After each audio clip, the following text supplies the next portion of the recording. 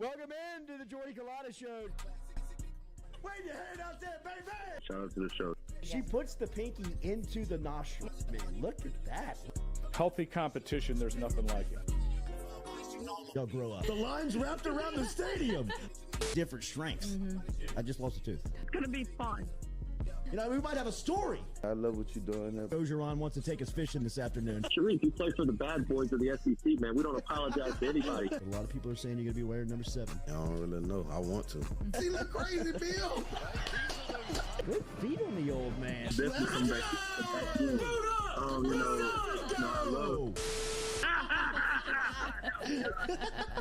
We'll be right back with the Jordy Culotta Show.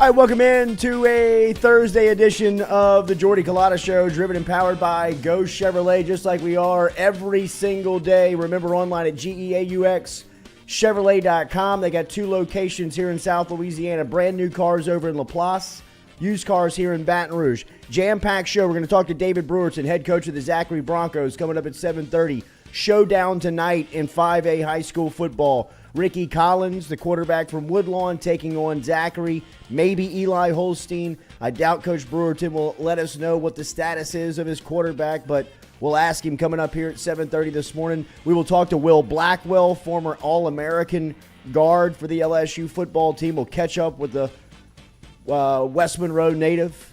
And we will also talk to Zach Ewing of Caesar Sportsbook, of The Advocate, who we will get Caesar Sportsbook lines from as we look towards the weekend. We're going to start off our show with a special guest, one of the best, man, one of our favorites, a South Louisiana native, but a Nebraska legend, now serving as the interim head coach for the Cornhuskers. The Cornhuskers broke a 9-game FBS losing streak last Saturday as Nebraska got their first win under interim head coach Mickey Joseph. 35-21, Nebraska was able to top Indiana. Trey Palmer was the star in that game as Palmer got his first 100-yard receiving game and a huge second-half touchdown. Let's go up to Lincoln, Nebraska here as they are getting prepared for a road trip to Rutgers and catch up with the head coach of the Cornhuskers, our friend, one of the great guys in the sport, Mickey Joseph. Coach, how are you? Good morning. Jordy, how you doing, baby? How you doing down there? It's good, man. It is good. I know it's not as the weather is chill down here. It's probably getting cold up there in Lincoln, Nebraska. No. Don't start doing that. It's chill up here too. Yeah. It's about 70 degrees up here, baby. That's right. Hey, the recruiting message. My bad. You're right. Yeah, there's not cold. We don't play in the cold, but we got 3 indoors, so we good. Coach, take me to last Saturday. That locker room, which I think the entire college football world saw, was what a great scene. But take me through the 4 quarters to get there. Well, you know, we talked to the team leading up to the game about being physical, and the most physical team was going to win the game. So we practiced that way. We went away from practicing the way we was practicing when I first arrived. And we started practicing the way we did with O. You know, good on good, fast, studding, tackling, you know, a little chirpiness going on, you know, at practice. So we put that in. We put that in. And once we put that in, the kids accepted it, the coaches accepted it, and so you've seen how the game went. We were physical, and finally they won the full quarter, because you got to get it to the full quarter to be able to win the game. So we got it to the full quarter, and it was in reach, and so we closed them out. How cool of a moment was that for you personally? I know it's all about the team and that you're focused on you guys being prepared every week and the outcome, but your boss being in that room and presenting you the game ball in front of what was a locker room that everybody in college football is talking about it, the energy that was in that room. What was that like for you? Well, it was a great feeling, because I came back here to help get this program back on track, because I wouldn't have been at LSU if it wasn't for the University of Nebraska. Yeah. I left Louisiana and came to Nebraska, and they molded me into the man I am today. So getting that game ball was a big thing. But also, I always got to give credit to the players and the assistant coaches, support staff, everybody around me, Trev, everybody. Just give them the glory, because without them, it wouldn't be no me. Trey Palmer had a huge day, Coach. His first 100-yard receiving day as a college football player. I think everybody down here has been waiting on that because we've known the talent since watching him at Kentwood.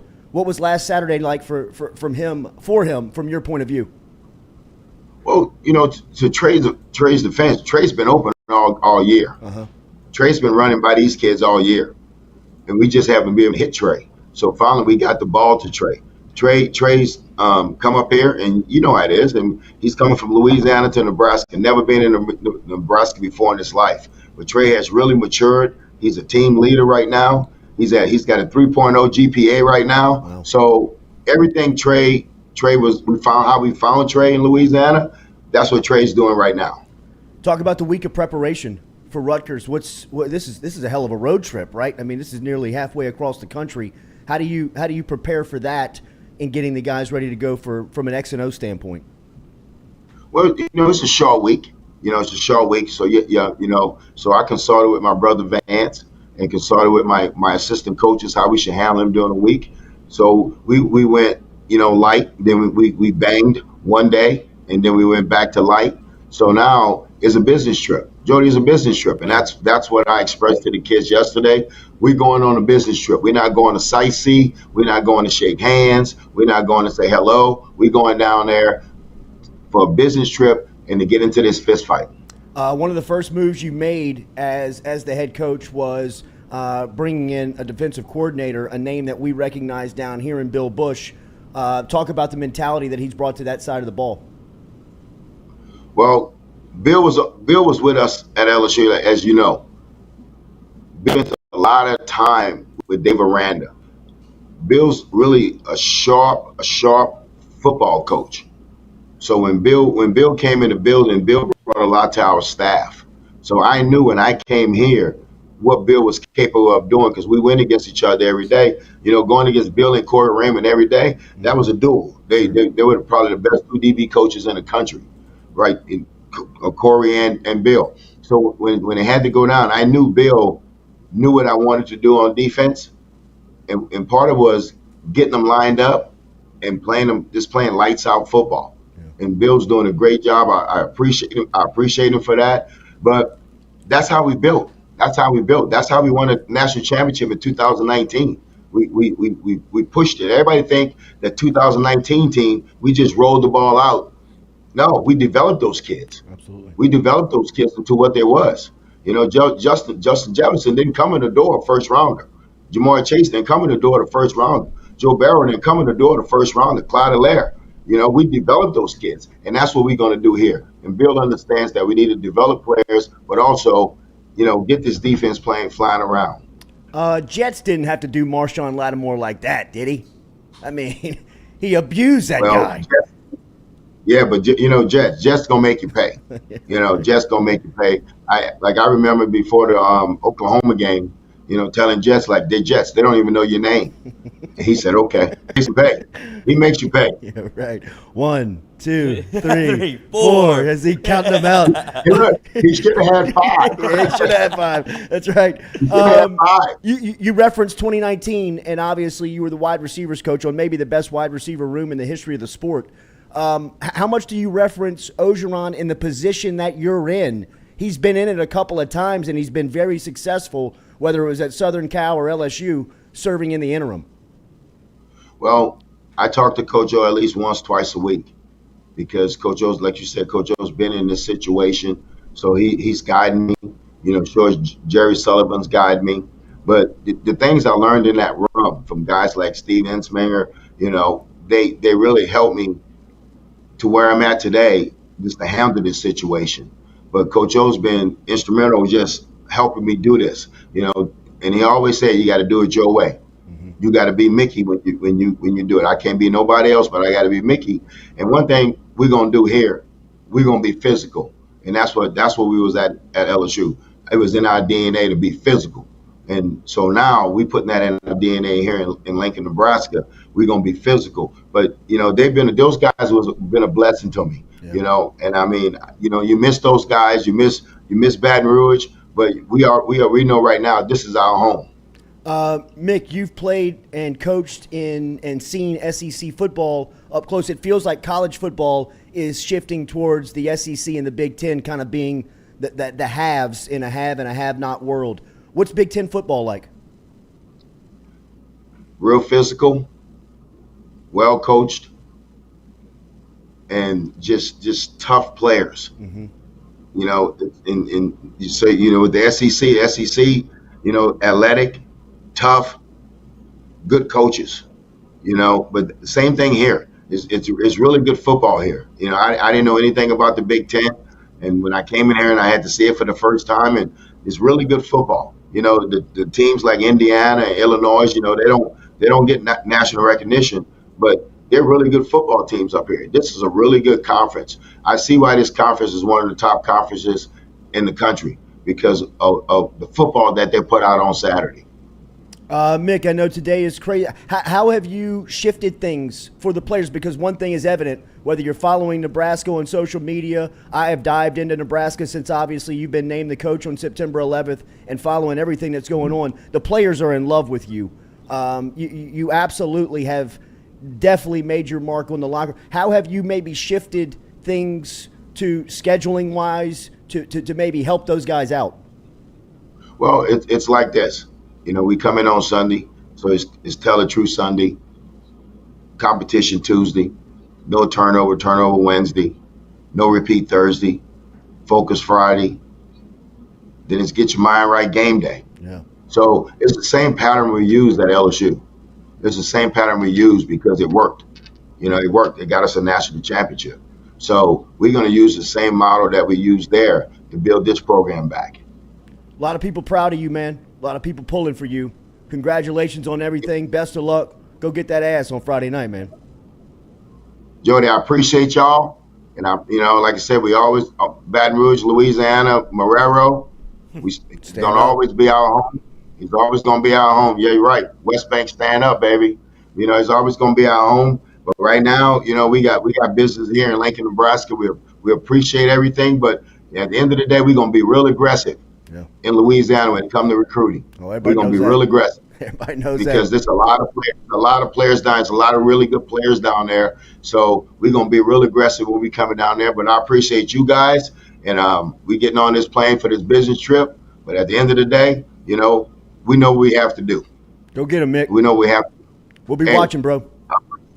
All right, baby. Go Big Red. We'll see you. There he is. Interim head coach Mickey Joseph of the Nebraska the Nebraska Cornhuskers. Oh man, put them together, got yourself a squad.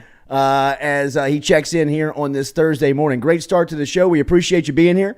Make sure you hit that like button, share button, comment button. As we said, we will talk to David Brewerton coming up here in about 20 minutes. We will get his thoughts on what is going to be a really cool night for Louisiana high school football as the district showdown between Woodlawn and Zachary will be televised on ESPNU. Kickoff set for 7 o'clock on Woodlawn's campus. And we've been telling you, we've got a behind-the-scenes look coming up for you over the next couple of weeks. It'll debut on October 20th on WAFB. We'll have some digital launches leading up to that on the Jordy Culotta Show YouTube page, WAFB+.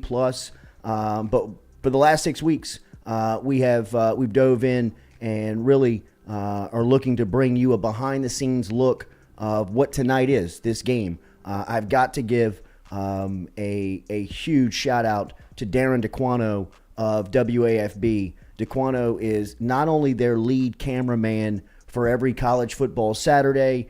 He goes and covers the Saints on Sunday sometimes, but he's out on high school football fields every Friday night. He's the best for what I have seen cameraman that can shoot football, right? Shooting football from a just on-the-field aspect, holding a camera in your hand is a very difficult thing to do. You got to follow the ball. Sometimes you're on the other side of the field of big plays. You got to know how to zoom in, zoom out, and then you got to take that stuff back to the office and edit it down to where, it's digestible for people that are watching to be able to take in and really want more of. he's the absolute king of that. And a lot of what you see coming out of this project is through the creative eyeballs and talents of Darren DeQuano, who is over at WAFB. So I got to make sure and recognize D on this, because without him, we'd be a dead ship. And he has done a ton of work as far as getting the content, editing the content, and outlining the content for us to kind of edit up, break down, and bring to you. So we are really looking forward to that. Tonight's game is going to be a cool environment, a cool atmosphere, hopefully a really good game. You've got a quarterback in Ricky Collins that's playing very confident right now. Eli Holstein has been injured and banged up over the last couple of weeks. He was originally ruled 4 to 6 weeks. That has been the standard answer from Coach David Brewerton anytime he has been asked about the status of Eli Holstein. I would imagine that would probably be his answer this morning. We will ask him, but really we just want to talk about how cool of a moment this is for both communities, both Zachary and the Baton Rouge community, to be a part of tonight's nationally televised broadcast of a District 5A game in South Louisiana. It's pretty cool. So we will talk to Brew coming up here, and then we're going to talk to Will Blackwell coming up here at 8 o'clock this morning. Blackwell, the last time Tennessee was here, Blackwell was injured on the sidelines. If you remember back to that 2010 season, that offensive line, the opening game of the year against North Carolina in Atlanta, Will Blackwell broke his ankle, snapped his ankle on the first play of the year. At first down, they get the ball first. They're out there on the field, and Blackwell comes off the ball, gets caught in a spot, breaks his ankle. He's done for the year. They insert T-Bob Hebert to be the starting guard at that point, and T-Bob never leaves the lineup, and they kind of shuffle him around from center to guard because of his versatility. Now, Blackwell gets the surgery. He goes through rehab. He's on the sideline that day that Tennessee is here in October of 2010 when T-Bob snaps it over Jefferson's head, saves Les Miles' life, and LSU ultimately wins in a crazy, one untimed down because Tennessee had 13 players on the field. We'll talk to him about that experience. We'll talk to him about this LSU-Tennessee series, and we'll also catch up with the big fella, former All-American on the 2011 team, one of the great personalities, great conversations, and great players in the history of LSU football. Now back up in North Louisiana, back at West Monroe. He's a standout player up there at West Monroe. And now his grandfather, Jerry Arledge, is in fact the head coach of the West Monroe program. So we'll talk to him. It's always great to catch up with Coach as we will talk to him at 8 o'clock this morning with Will Blackwell at 8 o'clock this morning. And then Zach Ewing is going to come through here and give us some picks on what we like for this college football weekend. Who would have thought when we looked at this college football weekend, because it's a great weekend on the card, right? Like when we were talking about it in the summertime, this was the weekend that we were referencing Texas A&M's traveling to Tuscaloosa. You're going to have Georgia-Auburn, which is one of the longest rivalries in college football. You knew that Auburn was going to be down this year. Texas and Oklahoma are playing this weekend in the Red River rivalry. And then LSU-Tennessee. You thought, man, look at this college football weekend. There's a lot of good games to choose from. Where's game day going to be? Like, where is ESPN Game Day going to launch from with all of these games? And they're in Lawrence, Kansas. The home of Les Miles. Watching the undefeated Kansas Jayhawks host the TCU Horned Frogs. Both undefeated. On Saturday. 5-0, pair of 4-0. undefeateds. And Jalen Daniels, the quarterback for Kansas, had a down weekend last weekend, but going into that one was what was maybe in the discussion of a Heisman contender. Now, he can maybe get some of that smoke back, but it's crazy to look at this college football weekend and see ESPN's Game Day originating from the campus of Kansas University. Have they ever been to Game Day? I couldn't imagine. There's no way. I think There's this is their no first way. game day. There's no way. And it's like the first time in like 5 years that they've had a sellout crowd too. I mean, Kansas is thumping right now. It's probably insane out there. Is he winning with Les Miles as players? But here locally in Baton Rouge, obviously everybody talking about this LSU-Tennessee game. And the closer it gets, the more you get the feeling of how good of a game this potentially could be, really and truly. I mean, I think that when you start to really kind of see this thing, you hear both sides talking about it. You heard Josh Heupel talking about yesterday and comparing Jaden Daniels to Anthony Richardson. And Heupel said there's areas that we've got to grow that will show up in this game for us. Definitely eyes, keys, and tight ends are exiting the formation. That'll be critical in this football game. The quarterback run absolutely is a huge part of this game. That can be in some read options, but also just as the pocket breaks down, as he goes through his progression, his ability to escape. The way he runs, the way he finishes runs is probably just a little bit different than Richardson in their style, but absolutely the mobility of the quarterback is a huge part of us having to defend in this football game. You know, one of the interesting things when I heard that, the comparison of Heupel, what he was making to Jaden Daniels and Anthony Richardson, the signal caller for Florida, was when you looked at the stats for Anthony Richardson and what he had accomplished up until playing Tennessee.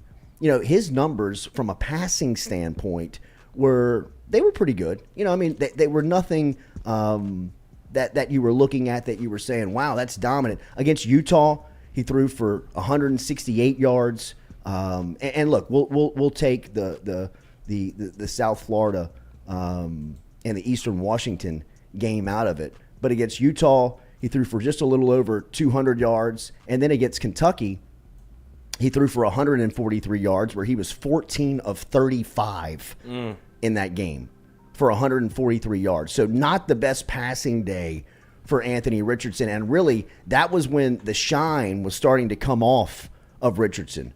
Right? When everybody watched him play against Utah in the opening game of the season, you were thinking, wow, this guy might be a Heisman contender, could be one of the best quarterbacks in the country.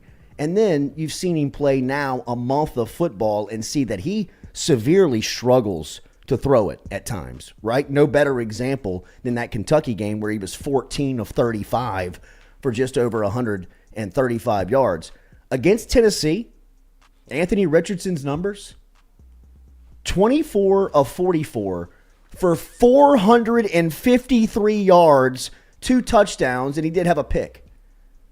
So what I'm saying is that if there is a comparison of Jaden Daniels to Anthony Richardson, and even Tennessee's head coach sees that alignment, then all of what we have talked about all week for LSU is sitting right there, right? If you're looking for a get-right game, if you are Jaden Daniels, and Daniels kind of very similar in the trajectory of his numbers, right? I mean, Florida State, Daniels threw for 209 yards against Mississippi State. That was the one that Daniels,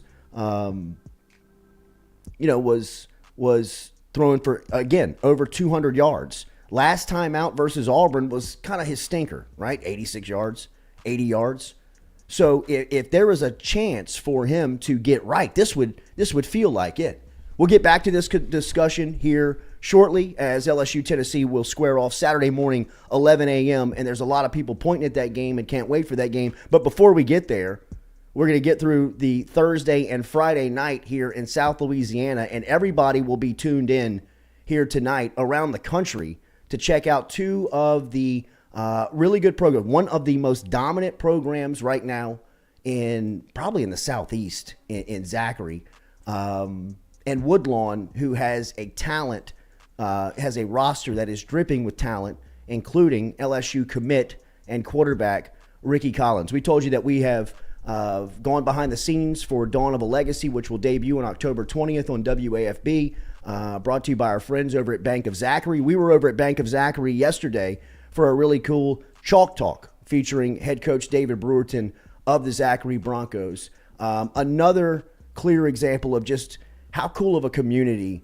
Zachary is, and really the centerpiece of it is the football program. I mean, it is what Brew has built up there in Zachary is really cool to see, kind of like the outlying effects of it. You go talk to the Rotary Club, you go into Bank of Zachary, you go into Lane Memorial Hospital, some of these big businesses in South Louisiana, and just see the pride that they have for Zachary football. It has been so cool to learn about the program, the culture, and everything that Coach Brew has built, and we cannot thank him enough for allowing us the access. We bring him here on game day with Coach Brew and just set the stage for tonight. Coach, good morning. How are you? Great to talk to you.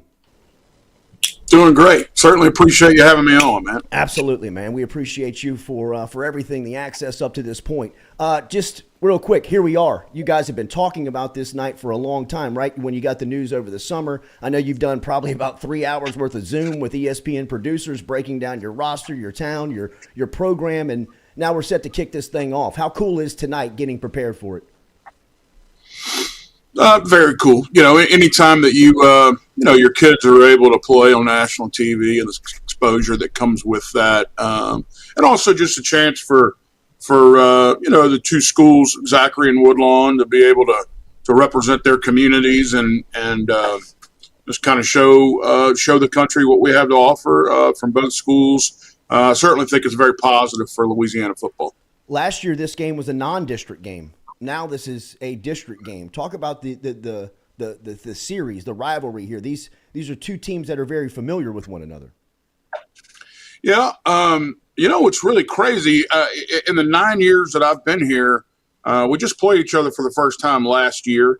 Like you said, a non-district game, and then the districts got changed up. And so now it's a district game. I'll tell you, I went back into our history books and did a little bit of research, and before we kind of rekindled that game last year, the record was 22-22. So the two teams played each other a lot, and obviously, we were able to come out on top last year, so we kind of hold that one game edge on them. But it's pretty cool to see those kinds of things take place, and certainly looking forward to the matchup. Tell me the challenge that Ricky Collins presents to you and your defense. Your defense is playing at a high level right now, but you run into a quarterback that is really talented. What's he bring to you? Yeah, certainly a special football player. Ricky, for years watching him come through their program, he's kind of been a guy that's just made a bunch of plays for him. Whereas now you see him, he's still making those same number of plays, even more, but you can see the way that team rallies around him, and you can see the way he commands the respect of everybody over there, and certainly a true team leader on there from what you can see on film. Certainly poses a lot of problems for our defense. He's athletic. He's got a tremendous arm.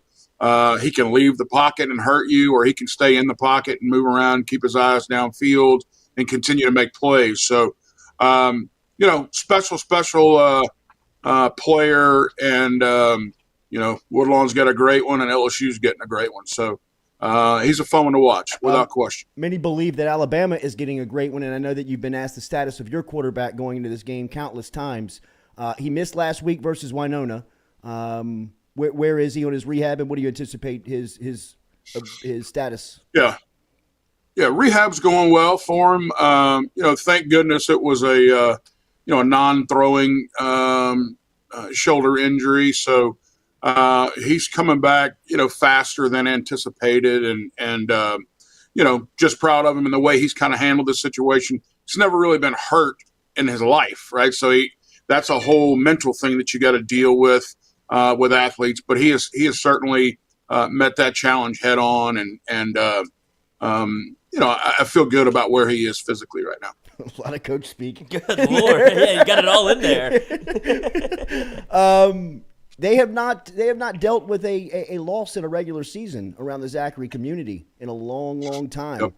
You could feel that walking around there, whether it was just in and out of the sandwich shop or walking through the halls of your football Subtle office. ring flex there. What's the last couple of weeks been like? Because it's been like over 2 years, 700 days or something since you've lost a regular season game. Yeah, well, unfortunately for our players, there was a week off after that week, so not sure they enjoyed it all that much. But no, on a serious note, you're right. We haven't had to deal with very many regular season losses, and sometimes you need those kinds of things to take place. I think that week off, we had some time to get back to some fundamental stuff and get that taken care of, tweak a few things, fix a few things we need to fix. But the bottom line is I wanted them to feel that entire week. I don't want them to lose that feeling they had after that loss. It's as long as they keep score and there's a scoreboard that's got points on it, we want to win. And that's the bottom line. And that's what every competitor out there wants to do. And so when you come up short sometimes, knowing all of the work and preparation and everything that you've put into it, and I'm not just talking about that week, I'm talking about year round. Yeah. It's bothersome. It hurts. I'm super competitive and hey, look, we go out and lose a game because the other team is just better than us and they got better players, and hey, you just got to take it. I understand that. But when you make some mistakes and you do some things that are uncharacteristic of your program and you drop a game, it's not good, right? So it was good to have a week off there and try to go get some things fixed. Coach, it's been cool to see the community and the way that the relationship exists between your program and the town of Zachary. And again, appreciate you allowing us to see the access of how that exists. But yesterday I thought was a really cool example of that, with you spending about 90 minutes over at the Bank of Zachary just speaking to community leaders, community volunteers, to every walk of life of Zachary in the community, and everybody's so fired up. I mean, really, it feels like tonight, last person out of the town, make sure and hit the lights, because the whole town is going to be at Woodlawn tonight. Right. Yeah. When we took the job 9 years ago, I can remember in the press conference standing in front of that podium and addressing a really large crowd in Zachary. You could just tell that there was something different about the place. The pride that everybody has about our city and the involvement, the community involvement that's present. But I remember telling them, hey, listen, my job here is to make sure that we bring, big time football to a small town environment. Right. And so you see on movies sometimes about the way a town reacts to the football program and what it means to everybody. And that was the hopes and dreams that I had for the place. And so our kids take a distinct responsibility in wearing that Z on their helmet. It means a lot to them. And then on the flip side of that, our community does a tremendous job of supporting our program, supporting the athletic department, supporting our school as a whole. And there's really a great relationship there that's a lot of fun to be a part of. Thank you for the access, man. Looking forward to tonight. We'll talk soon. Coach, wait, before you go, fix your hair again one more time. Look at him. Let's go. Yes. Look at him. What do you think about that? Game day, what do you baby. think about that? Game day. Hell yeah. Yeah. I love it. I love it, man. Great to see you. Thank you. You too, guys. I appreciate it. Y'all have a great day. All right, man. There he is. There he is. My guy. David Brewerton checking in.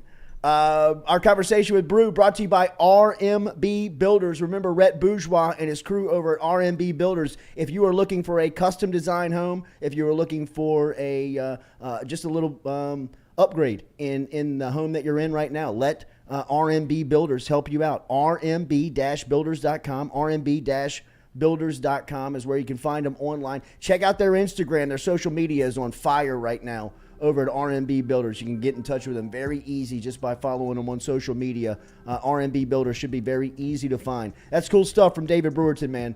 Looking forward to y'all seeing behind the scenes of what we've been talking about. Bank of Zachary, Lane Memorial Hospital. Appreciate them for being involved in this. But Brew and the crew heading over to Zachary tonight Didn't give you much on Eli Holstein. I wasn't telling you much. You could tell he doesn't do a lot of coach speak. He was just Eli, trying to get to he's one just of like, them "You that stuck. bastard. Yeah. Why did you ask me this? Day at a time. Rehab's going well. Right. I don't know. Next question. I think he's playing. And then he flashed the ring on you. He did. After you mentioned the loss, he was like, "Oh, let me fix he's my got hair." 5 of them. It's tough. It's tough not to put one in the way. I mean, you see behind his head. Yeah. Or golden footballs and Belichick, bro. He's done it though, man. 9 years, 5 rings. Brewerton, man. I can remember meeting David Brewerton when I was a kid, and he was a player at Catholic High because I was a ball boy on like the Kevin Franklin, Warwick Dunn teams. Oh wow. At Catholic High, and Bruin that tried to crew get you in there. Were always around. Yeah, they were trying like hell, bro. Culotta, you can't do that. They were trying like hell. Let me run a play. Put me a QB coach. But Brew was one of those guys that always was. First off, he's the funniest dude in the room. He's got a great personality, and he loves football. He absolutely loves the game of football and always has. And then when I got into covering really, local sports, the first thing that I dove into was high school football. And what we would cover, the teams that we were covering were like those early Redemptress teams, those 2000 Redemptress teams with like Jay Lucas and David Plaisance and Shelton Sampson was on those teams. And they were rolling. I mean, early on, they were winning state championships with Sid Edwards. And if you look at that Sid Edwards early Redemptress, if you can find a picture of it, I think Cody Edwards, who is a manager over at Red Stick Sports, has one of the original coaching staff pictures from Redemptress' staff in 2000. And it features Guy Mastretta, who's the head coach at Dutchtown, David Brewerton, who's the head coach now at Zachary, Neil Weiner, who's the head coach now at Dunham, and I'm forgetting Chad Mahaffey, I believe, was on that staff, who is now the head coach at Walker. I mean, it was like the LSU 2000 staff. It was like when you look at that picture and you see Jimbo, Muschamp, Derek Dooley, all these guys, Mel Tucker. I mean, all these guys that are, even a young Kirby Smart is standing there as like a grad assistant with a visor on the side. Wait for my chance. But you would go into that room. You would go into that coach's office, and I could still see the Redemptress coach's office. It was right outside of the end zone, and it was a little shack in the end zone, and you would walk in there, and it was just like this football fraternity, man. I mean, it was all of these guys sitting around whiteboarding, watching tape, talking ball, and you could go in there, and they would have Tony's seafood spread out all over the place because the Pizzolatas were keeping them fed. So anytime you go in there, you would eat like a king. But Brewerton was the one really that he was the funniest, but he was also the one when it got to talking football. I mean, you could just see this guy on the whiteboard and like all of these guys and some of these sessions that you would walk into where it would be like Todd Black was the offensive coordinator at the time, and Mahaffey was in there, and Mastretta was in there, and Neil Weiner was in there, and Brewerton and Sid Edwards was in there, and they would just be chopping it up. You know what I mean? Like they just be breaking it down, man. And you could see early on how Brewerton, if he was going to do this, if he was going to be a coach, that he was going to be great at it, because he was the kind of guy that he had the personality that could make you laugh. But then when he flipped it and he started talking ball, he'd get everybody's respect. Like, oh shit, he's not just the funny guy. He knows. You know what I mean? Like this guy knows exactly what he's talking about, exactly what he wants to do. And to see what he has built. I mean, think about that room. I mean, think about the guys that are running programs now. I mean, who's got all the championships? You know what I mean? Like, they're all coaching, and they're all great at their trade. And it's very hard to win state championships in the state of Louisiana. It's a very difficult thing to do. And Brewerton has got it to a point where he's made it look easy. You can feel that in Zachary. Like, what we were talking about when LSU was hungry back in 2000 when Rowe, Josh Reed, and that crew beat Tennessee. that was a night that, I mean, they carried the goalpost to Tigerland into Fred's. You know what I mean? People just couldn't, they weren't going to put it down. They couldn't let it go. The cameo, Right? bro. I mean- He's like, man, that night was crazy, dog. Fever pitch. That's what it was. That made me bust out laughing. They was foaming at the mouth. It was a fever pitch. Yeah, I think he said it was a fever damn pitch, man. But it was, you know, look, it's hard to do. But in Zachary, you know, I mean, when Brew got there, it was foaming at the mouth. Get us there.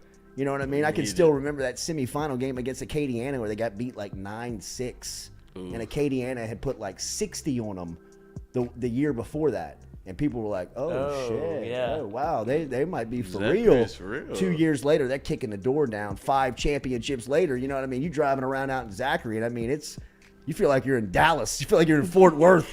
You know what I mean? It's like got the it's Star like the out here or Cowboys. I mean, it is Friday Night it Lights. is a big time. Where's Buddy big time Garrity program. at? And look, I don't mean to dump on, because when you go to Marcus Randall and Woodlawn, it's like, man, this is real high school football. You know what I mean? Like they're over here grinding. They're over here sharing lockers. They're over here in one coach's office. They're over here with, you know, like trying to keep they're cutting the grass. You know what I mean? Like they're doing what the lines on the field. practicing on the game 95%, field. 95% of high school programs in the country are doing. You know what I mean? Brewerton has gotten Zachary to where it's the top 1%. It's probably the top 1% in the country of high school programs, just of the support, facilities, coaching, and how it's run. I mean, I give the example now. Anybody that knows Jerry Garrydale, who was the longtime head baseball coach at Catholic High, longtime defensive coordinator at Catholic High, been all over the place as far as a high school guy, really a legend in that trade. He washes the clothes at Zachary. I mean, he washes the uniforms. I mean, they have those types of personalities that are like at all levels of the program. You know, where it's just you got Johnny Nagel is there, Drew Nettles is there. I mean, they got Kendall Cleveland as their running backs coach. It's a machine. It's a machine, and it's all because of the hard work and vision. You see the Brew. way they practice. Yeah. See everything that they have. I'm gonna be like, please. I mean, they coach me. regularly practice at 6 a.m. Hey, Like I'll take it. on Tuesday and Wednesdays of game week. I think they practice at 6 a.m. or no, Wednesday and Thursday of game week. It's different this week because they play tonight. Yeah. They play on Thursdays. Would they come back? We get 2 in? What you mean? Like they practice in the morning and come back in the evening? No. Oh, we just knock and walk. Yeah, We're just they walk knock it through out. it and then we're done? They knock it out, and like sometimes like an afternoon they'll have film. Yeah, that's what I would imagine. We did it the opposite. We did film in Right. the morning and practice, but I mean, you know, everybody like- just slept through film. It's Exactly. Louisiana heat. Yeah. I mean, even the way, and I don't want to, because I haven't seen everybody, but I mean, I've seen college football up close. This feels so much more like college football than anything else. I mean, the way that they watch film, the way they practice. I mean, Stewie's seen it. You've got the defense wearing black helmets. You've got the offense wearing white helmets. Different color I mean, jerseys. like, Feels like a game. Brewerton's like Come on, floating defense, right? around the practice field. I mean, you've got position coaches on everybody. You've got sometimes 2 position coaches on some levels. It's a machine, man. What's the defensive coordinator's name? Damn it. I love the guy. I He's mean, just a maniac. they got personalities. Defensive everywhere. coordinator. He's the ultimate throwback. Throwback. Personality. Yeah, defensive give me the whistle. Yeah. Run it again. Again. Line up. No doubt. Y'all ain't making it to first period running like this. What about the special teams guy? Yeah, then there's like different color like groups on defense, and they were like, God red, damn it! red or black, and he's like, red defense, get out here, run! It's like, Ah! all right, What color? Whatever. got Kylan mic'd up. He's talking. Coach is like, you must be mic'd up because you don't talk this much. Oh, you got a personality today? Yeah. Some sophomore. Get the hell out of here. Yeah. You don't know what you're doing. Yeah. Take this Break microphone. some kids' will. Yeah. Go return punch. All right, we're going to talk to Will Blackwell coming up here at 8 a.m. this morning. Really Steve looking Thomas? forward. Really looking forward to it. Defensive Steve, coordinator? yeah, Steve Thomas. Yep. Shout out, buddy, bro. And they announced the guest captains yesterday for LSU. And look, it's a star-studded cast, man. Mark Roman who we talk a little bit about with Coach Antoine, the Westgate head coach, who stopped by here. Todd McClure, who is going to the Ring of Honor for the Atlanta Falcons. Alan Faneca, who is a NFL Hall of Famer. And Stephen Ridley, one of our favorites, right? Tailback 2010. He was the one that actually plunged into the end zone on that toss dive to beat Tennessee in 2010. I just couldn't believe you didn't go with guest captains like Rohan. T-Bob Hebert felt like would be a great guest captain today. Now, I know he already was a guest captain for the Mississippi State game earlier this year. But just even announcing his name in the stadium, I think would bring my God, electricity to the room. You know what I mean? Snap one. Yeah, right. Yeah, get out there, T. T-Bob, and when you watch that play in, 2010, yeah. He rips his helmet off both times. He has to go back and put his helmet back together for the last snap because he threw his helmet down. He throws Chin it strap down. goes everywhere, and he's like, shit, we got to play again. And so he does the exact same celebration. This time it's a celebration when they get in the end zone. He's like, fuck this helmet, dude. It's over. Whatever just happened, it's over. Let's go. But you can see like the visible frustration of like, this is going to happen to us again, and I'm the center. And there's no way it's my fault. Wait, I'm snapping this thing. We're getting this play off. I don't care what happens, but I got to hike the ball. And it turns out Tennessee had Touchdown. 15 people on defense that they were trying to get in and out. And Derek Dooley in his creamed his pants. He had the vanilla cream. He had the shirt untucked. He was ready. He to looked rock. like he had played. He did. He He was so spent. He looked. Well, he had already celebrated. Exactly. You know what I mean? Like jumped around and hugged his assistant coaches. Hat was off. Shirt was Somebody was untucked. pointing at the flag in the back of the end zone. That was an epic Les Miles luck of Les type day. I mean, come on. that is just That's You don't Les see Miles. that. That's Les Miles to a T. that is one of LesMiles.net. that is one of the ugliest football games if you go back and watch the whole thing that you could ever recall in Tiger Stadium. Jordan Jefferson scored on the first play of the I was game. about to say, was that the read? He Yeah, scored and the he first does- play of the does the game, Superman. and then he does the Cam Newton Superman, 80 yards where to he the pulls house. his shirt open like. We're not going to score again. And then I don't know if they completed a pass the rest of the day. Ugh. In fact, like the hero of the day is Jarrett Lee. At the end of the game, they put him in there and they convert like a 4th and 16. Like they somehow they throw like a crossing route to Terrence Tolliver Les Miles that that gets LSU, and like he's like subbing quarterbacks in like every other Like a play, running like to run them onto the field. switch them out. Then Run they the play get down to the goal line, That's- and look, this is epic. If you can bring this up, if you could bring up the play on the goal line, the part about the play that nobody talks about because there's just so much chaos that is happening around this scenario is that Miles is substituting 3 wide receivers into the game going from- on a goal line package. Going from goal line to And 5 wide. everybody's looking at the sideline like, I mean, it is just, it is so vintage Miles of just nobody has any idea what they're doing. The most but it's obvious gonna work being out. him, This is actually but a terrible play somehow it just We works have no out. timeouts, coach. Sprint right. You got no time. Yeah, you got no timeouts. Can we bring this up? Can we play this? This is incredible. I mean, really, you have to play almost the play before Yeah, that's what he's doing. to set up of how dumb and stupid of a scenario this is for a head coach to Credit be to paying. At the time, Miles is making about $3.5 million a year to coach the team. Credit to Les Miles for making an adjustment on the fly. He saw the goal line didn't work. Yeah. He said, we should spread this thing out. Yeah, put some more receivers Put out some there. more receivers on the field. I mean, an ultimate just sleight of hand of like, what the hell was Tennessee's defense was so confused. Oh, LSU's offense was so confused. Well, they duped them. Yeah. I mean, LSU they were playing so dumb that Tennessee was like, don't know what to do. put 13 players out there. I don't even know what we're doing. We'll get caught. They almost didn't. I mean, Les Miles, unreal. Les Miles down there. What game? I mean, what down was it? Was it second It's a down? second and goal It's a with like second down. 28 Yeah, seconds yeah, yeah. left. Yet no timeouts. No timeouts. The but you sideline. have time. Okay, this is second. So this is not the actual. No, this is the play Okay, before. all right. So Sprint right, So coach. look at this play. Sprint right. We're not Second throwing goal. Look at D'Angelo Peterson. What Get on the edge. Wasted that guy, Sprint man. right. It. Oh, Look, got in there. look. All right, so where's the clock at here, Stewie? Oh. Where are we at here? Where are we at here? Tick, tick, tick, tick. Look at Dooley like, look, they're not going to figure it out. They're not going to figure it out. Like, tick, tick, tick, 17, tick, tick, 16, tick, tick. 15. Look, here comes wide receivers. With Reuben Randall, Russell Shepard, and Terrence Tolliver. Get out there. Checking into the game. Tick, tick, tick, tick, tick. We still don't have a play.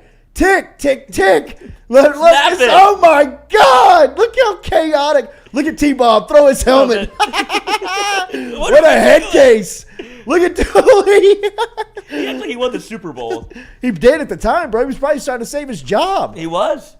And this was a huge win. He's a Louisiana This guy, is isn't he? unreal. I am waiting on the post-game show at Walk-Ons to go live here. We are waiting to go live at Walk-Ons at the post-game show. There is mayhem, madness at Walk-Ons. Like, people I think are like, some guy is like actually saying like, let's go get him. He's going to the locker room. Hell yeah, he's trying to get off the field. He wants this thing to be over with. He's trying to get on the plane.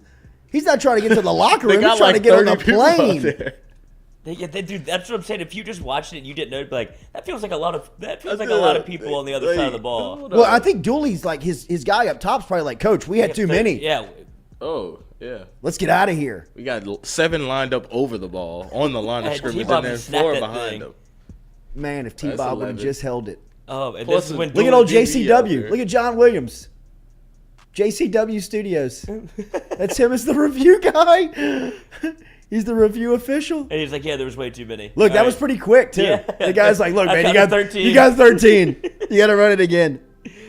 Illegal participation. Oh, The my defense. God. Tiger Stadium, you could hear a pin drop. Like, whenever they freak out right here, but when LSU lines up again to, like, obviously untimed down. Oh, look, last look. play. You knew we were in trouble when Les is calling the play in the middle of the huddle. Guess what we're running? I'll tell you. Guess what we're running? Been running it Look all at day. Frank Wilson. Got his head in like, Jesus Hey, Christ. tossed off one time for the game, boys. Yeah. This is what we do it. practice all year. He's giving him the Tim Tebow speech in there in the middle of it.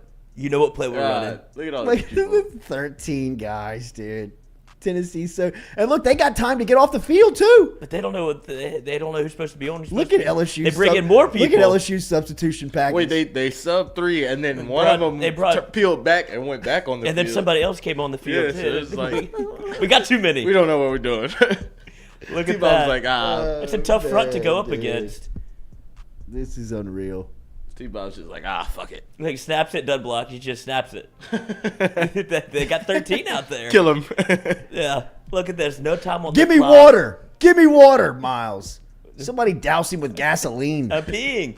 Jesus. I'm trying to pee Look, right here. Dooley's like, we're about to get beat, aren't we? Yeah. We're about to get beat. Look there. He's Look, look how at calm this. he Look is. at this guy.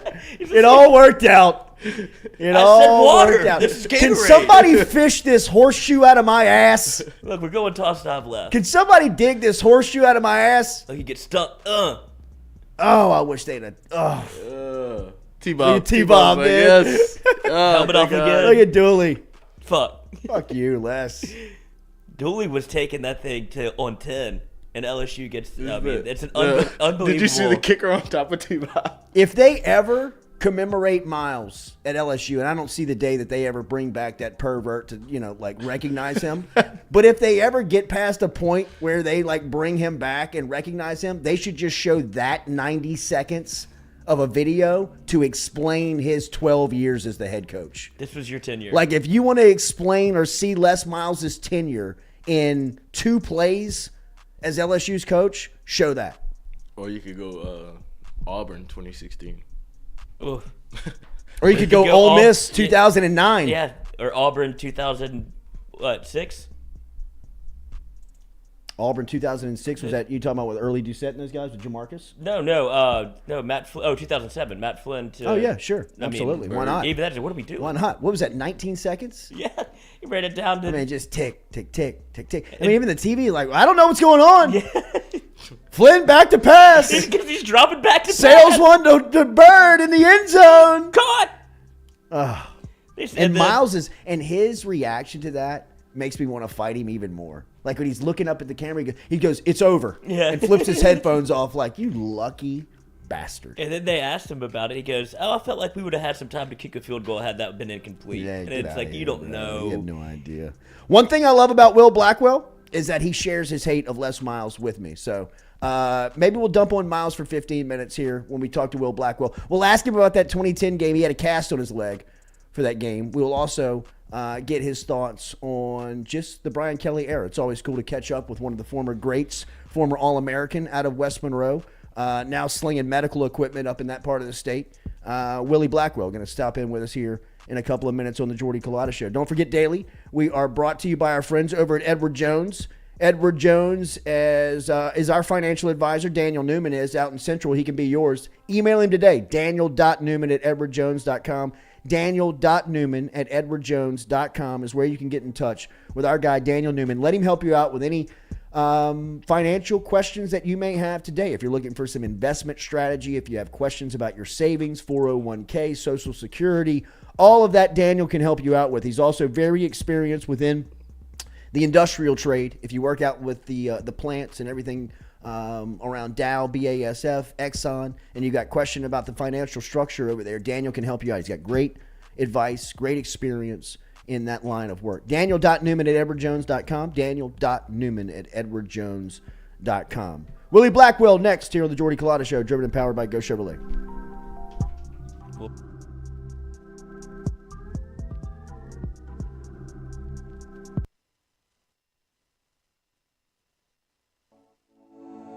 Looking to book a dumpster but no idea how? We've made it quick and easy for you. Check out our website at moralesrolloffs.com. Let Morales Roll-Offs know your desired delivery date, and finally, provide your contact details. To make payment, look out for an email invoice with all your booking details. On delivery day, our driver will notify you through text and email that your dumpster is ready and on the way. Now you know how easy and convenient it is. Call Morales Roll-Offs at 225-427-0000 for your dumpster. Hey Baton Rouge, when traveling through Natchez, Mississippi, whether you need to fill up your vehicle or your belly, stop by Go-Mart and On The Go Deli. Go-Mart has clean restrooms, community coffee, an awesome beer cave, and a great selection of anything you might need on your trip. So stop by Go-Mart at 4 Sergeant Prentice Drive as you're entering Natchez on the left, and visit Tom and Wright Granning and their awesome team at Go-Mart. Don't let the name fool you. Men's Total Health has offerings for the ladies, too. Guys, is your wife or partner suffering from urinary incontinence, low sexual desire, or pain during sex? Then the O-Shot might be for her. Don't let it scare you. It's totally natural. It's PRP. And Mike Roach and the crew at Men's Total Health will make you as comfortable as you can be. Contact me for more information, Katie@JordyCulottaShow.com, and I'm happy to tell you everything that Men's Total Health has to offer for the ladies.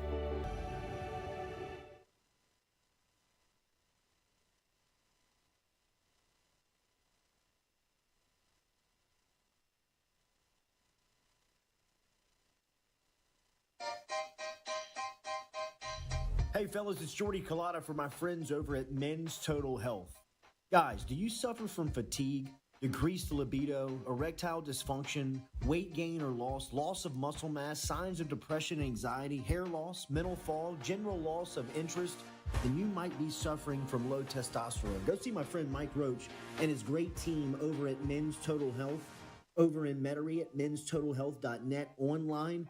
Stop in and see how they can change your life today. A simple shot and some knowledge from Mike Roach can get you back up, moving with your energy, get your sex drive back, build your muscle mass, make you feel young again. All online, menstotalhealth.net.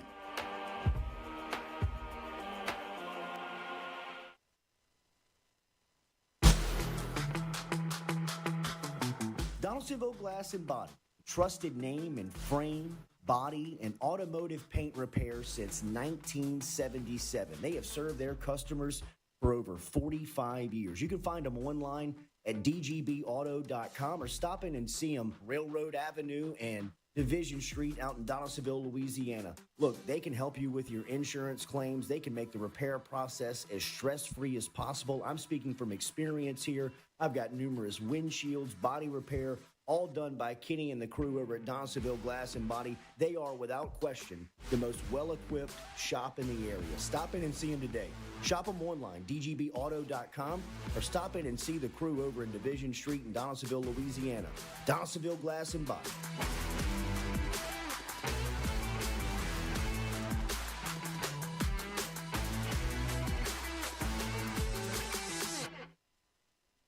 Red Stick Sports, a local staple in Baton Rouge to all sports fans, was founded back in 1981 and has remained a family business for over 40 years. Today, they still have the great selection on the floor, but they're also a leader in custom apparel for businesses, sports teams, and other groups. Take it from us, everybody over here at FM Digital Media. They help us out with all of our apparel. Let them help you out today. Go ask for Cody over at Red Stick Sports. Check him out online at redsticksports.biz.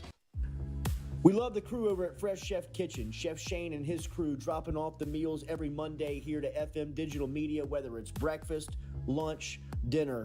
Me or the crew's going through our meals over at Fresh Chef Kitchen. Their weekly pre-order, freshly made meals, or you can walk into the cooler over there on Airline Highway. They have that fresh, same service over there at Fresh Chef Eats. FreshChefEats.com is where you can find them online. Fresh Chef Kitchen. Tell them you heard it right here on the Jordy Culotta Show.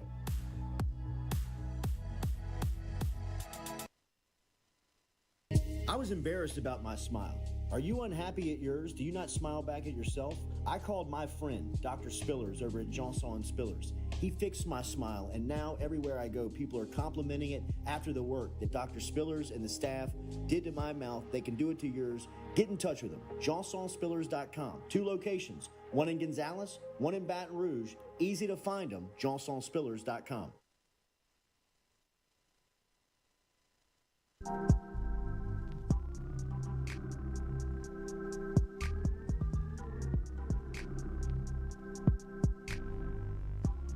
All right, welcome back here to the Jordy Culotta Show, driven and powered by Go Chevrolet. Quick move in first hour. We appreciate everybody for being there, including Coach David Brewerton for stopping by, and Mickey Joseph, who is the interim head coach for the Nebraska Cornhuskers right now as they're gearing up for a cross-country trip to Rutgers, headed over to New Jersey to take on the Scarlet Knights. Greg Schiano.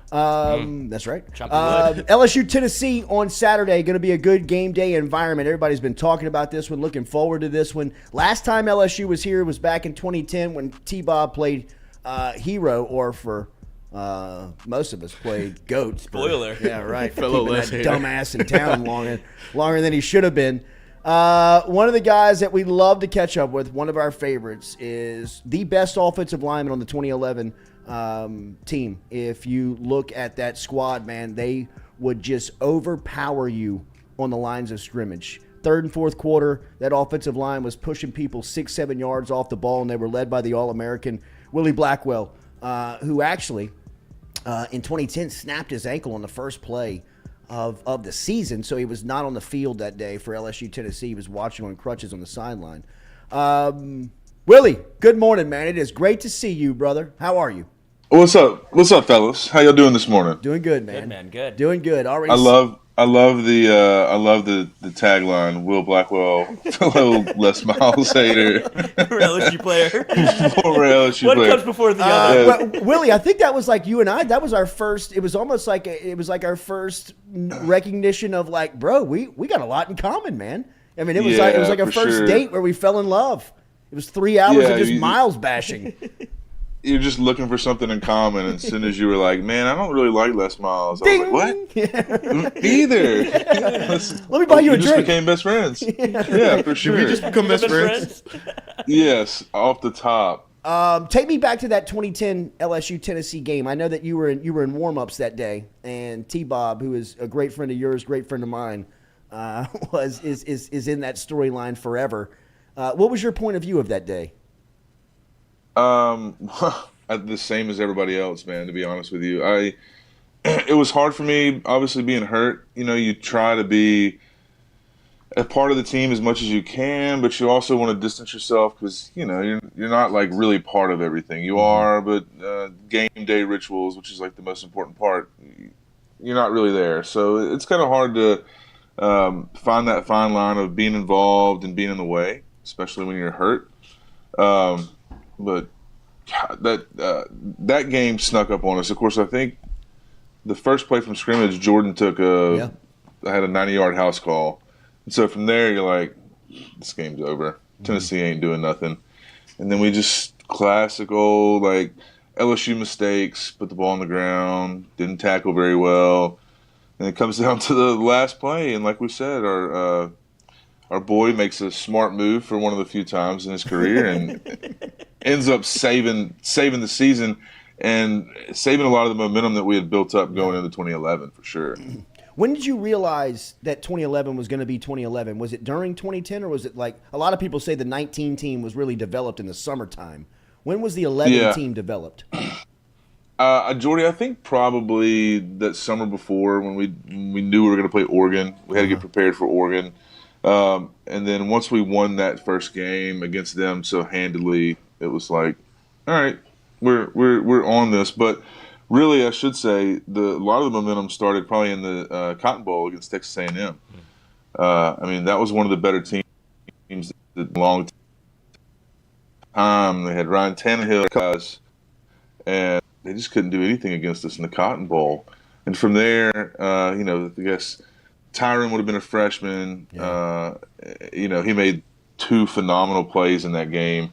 And so we're like, all right, next year might be our year. Of course, the class of 2007, man, we had always said our senior year, we're going to the championship. We got to keep the streak alive. Unfortunately, we didn't finish it like the other classes did, but, we still got there. Hell yeah. Hell yeah. I mean, that group, man, some of those games, that regular season was incredible. When did it switch for you? Because when you came in, you were one of the best defensive linemen in the state, and one of the best defensive linemen in the country. When did that click for you? That's actually a good question. I think after my first year there were some rumors going around. Hey, we need another offensive lineman. Of course, it's crazy, Jordy, in the last 10 years, and I know you guys see it all the time, but 10, 12 years ago, you couldn't just go out and recruit an offensive lineman that was like, they didn't have 50 Will Campbells in the country back then. Yeah. There might have been a couple of Will Campbells, and then there were some good defensive linemen that were going to be offensive linemen, and that's just how the game was. And so there were always rumors of, yeah, he's going to play offensive line. Of course, I thought I was a real athlete, so I'm getting sacks, dude. I'm take my spin move out, bro. Yeah, I ain't blocking nobody. This not for me. And ain't nobody blocking me.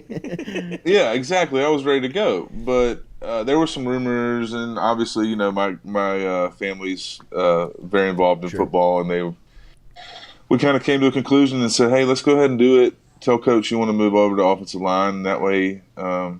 It's your decision. It's your career move, essentially, and I guess it worked out for the better. Yeah, absolutely. All-American 2011. Spent some time with the Carolina Panthers in training camp, and now back home. A few minutes. I was there for a few minutes. Cup of coffee. And now up back in West Monroe. You mentioned Will Campbell, and he's been up there for obviously he's from that part of the state, and you've seen him grow into this first-year starter at left tackle on an offensive line in the SEC. Will, you've played at that level. You know him. What type of player prospect do you see, and what do you anticipate from his talent? Obviously the kid's got tremendous potential, right? I said this the other day. I don't think that Brad Davis would even consider putting somebody out there if he didn't think that they could at least hold their own. Mm-hmm. Now, with that being said, I think this is kind of like the first real game of the year. Florida State was a little bit of a test. I'm kind of getting tired of the first game, big games, because when you're in a situation like we are, it's kind of a lose-lose. Mm-hmm. Of course, you got Southern. Mississippi State didn't really show up, which we thought that would be a little bit more of a test. But now you're like, this is why you came to LSU, right? You got a top 10 team coming to Death Valley. It sucks that it's 11. That's whatever, but still a big game. It's in Tiger Stadium. We got some momentum behind us, and on top of all that, we hate Tennessee. So I think that this is a good opportunity for these guys to prove that not only they belong to play on this team, but they belong in the whole entire league. Of course, Tennessee doesn't have guys like Will Anderson, but they do have some very talented defensive linemen. So I think that Will and Emory Jones both, have been thrown into the fire early. They've responded well, but they haven't. This is like a midterm or a final test, right? This isn't just like let's go play a game against Southern. Like, these dudes are trying to win a national championship, so you're going to get the best you can possibly get. Yeah, absolutely. Have you had a chance to I know that your heart resides at West Monroe, your grandfather over there leading that program, but have you had a chance to watch the Lance Herd play? Because they say not very much, honestly. And we don't play Neville this year, but I will get over there and watch him because I hear this kid's like the real deal. Yeah, I mean, like to have two of them back to back, like Campbell and Herd, like Neville has had, is just for a state that rarely produces offensive linemen, right? I mean, like you said, yeah. I mean, it was a decade ago that you had to recruit a defensive lineman and transition them to that side of the ball. I mean, this is very rare for the state to produce this type of talent at that position. I have no idea how they got kids back-to-back years. I mean, you're talking about 5-star, top 100 in the country type athletes, right? Not just like a good offensive lineman. So I don't know. North Louisiana, we've always had a bunch of talent, and I don't know if maybe kids have moved around. And, you get lucky and somebody transfers in when they're in 5th grade and they turn into Lance or Will Campbell and, things like that. But it is nice to see the 318, keep producing talent and sending big-time players down to LSU. You were a guest captain a couple of weeks back with T down for the Mississippi State game. What was your impressions of the program under Brian Kelly's direction and just the short time you spent around it? Man, it's so much different, Jordy. Of course, you were around and had a lot of access with Les Miles. And I think it seems more buttoned up, right? It seems a little bit more, I don't want to say sophisticated, but there's a lot of new faces around, right? And everybody's trying to prove that they belong on the staff.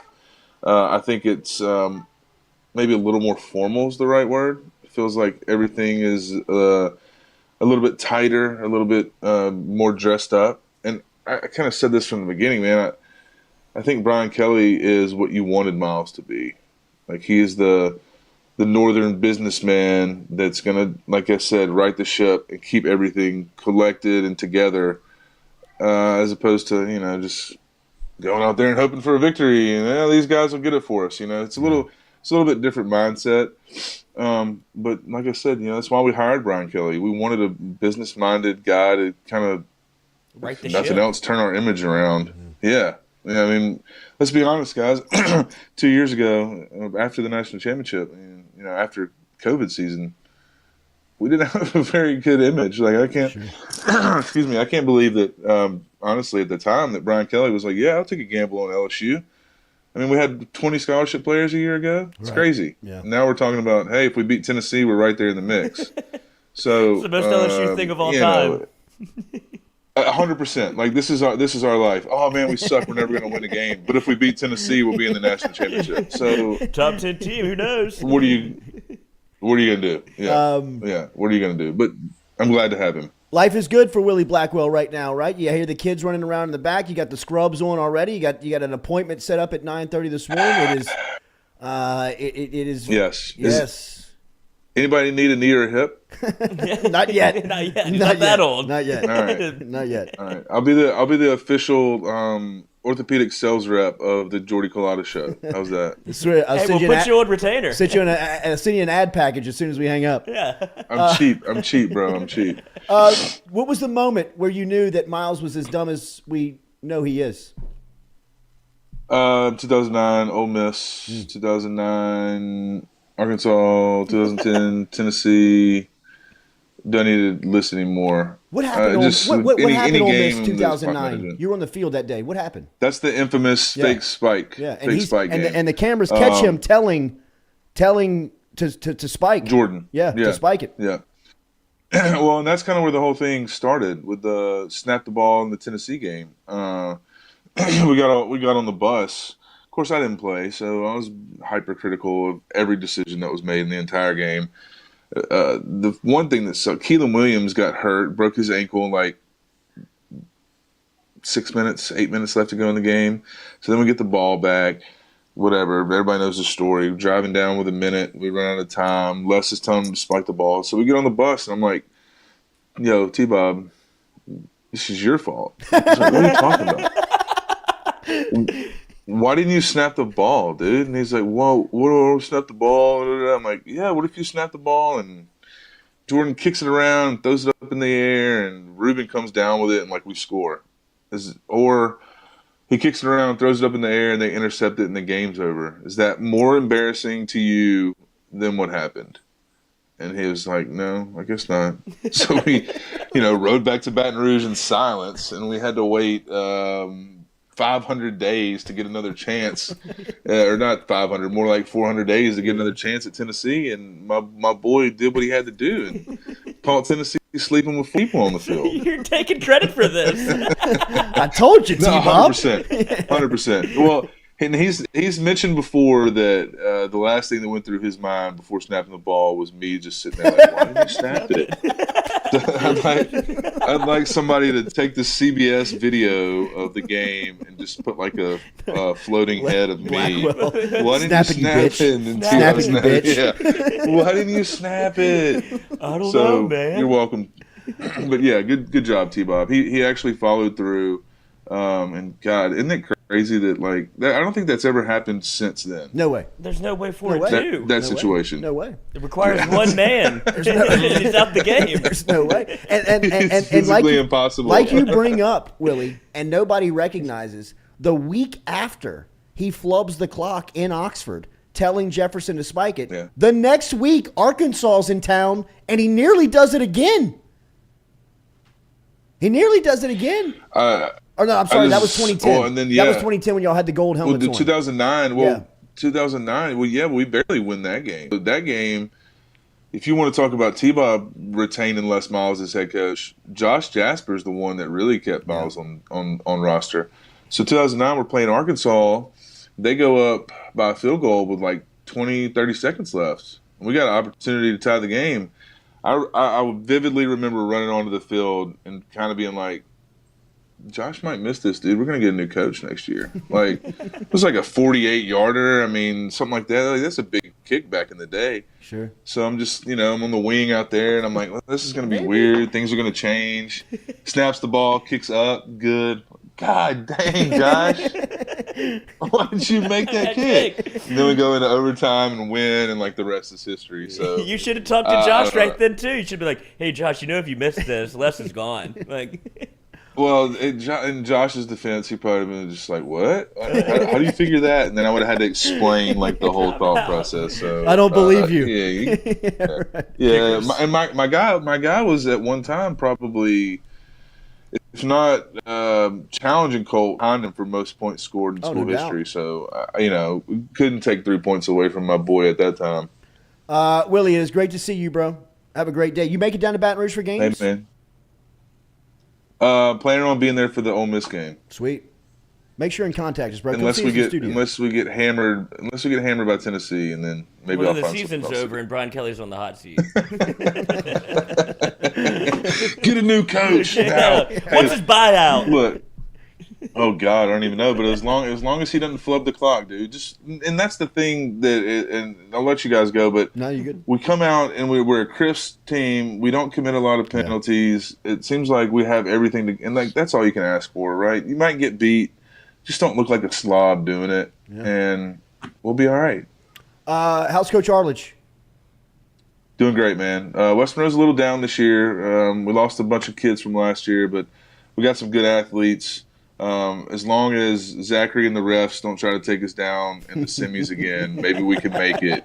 But shout out Coach Carter. I know you're probably watching this show.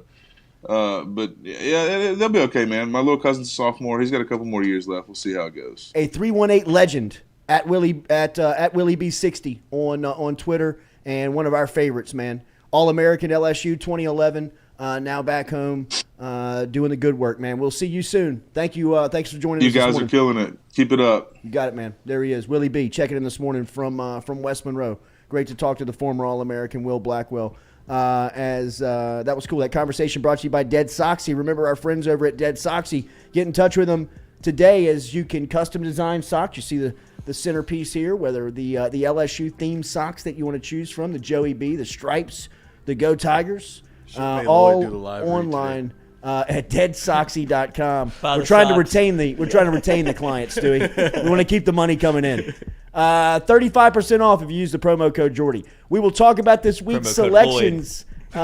This week's selections with Zach Ewing of Caesar Sportsbook of The Advocate. I don't know why I keep saying this from Caesar Sportsbook. Well, yeah, he's a subsidiary of Caesars. We get him for that content. We will talk about Caesar's lines for the games this weekend. Make sure and hit that like button, share button, comment button. We appreciate you being here. And Go Chevrolet, driving us every day.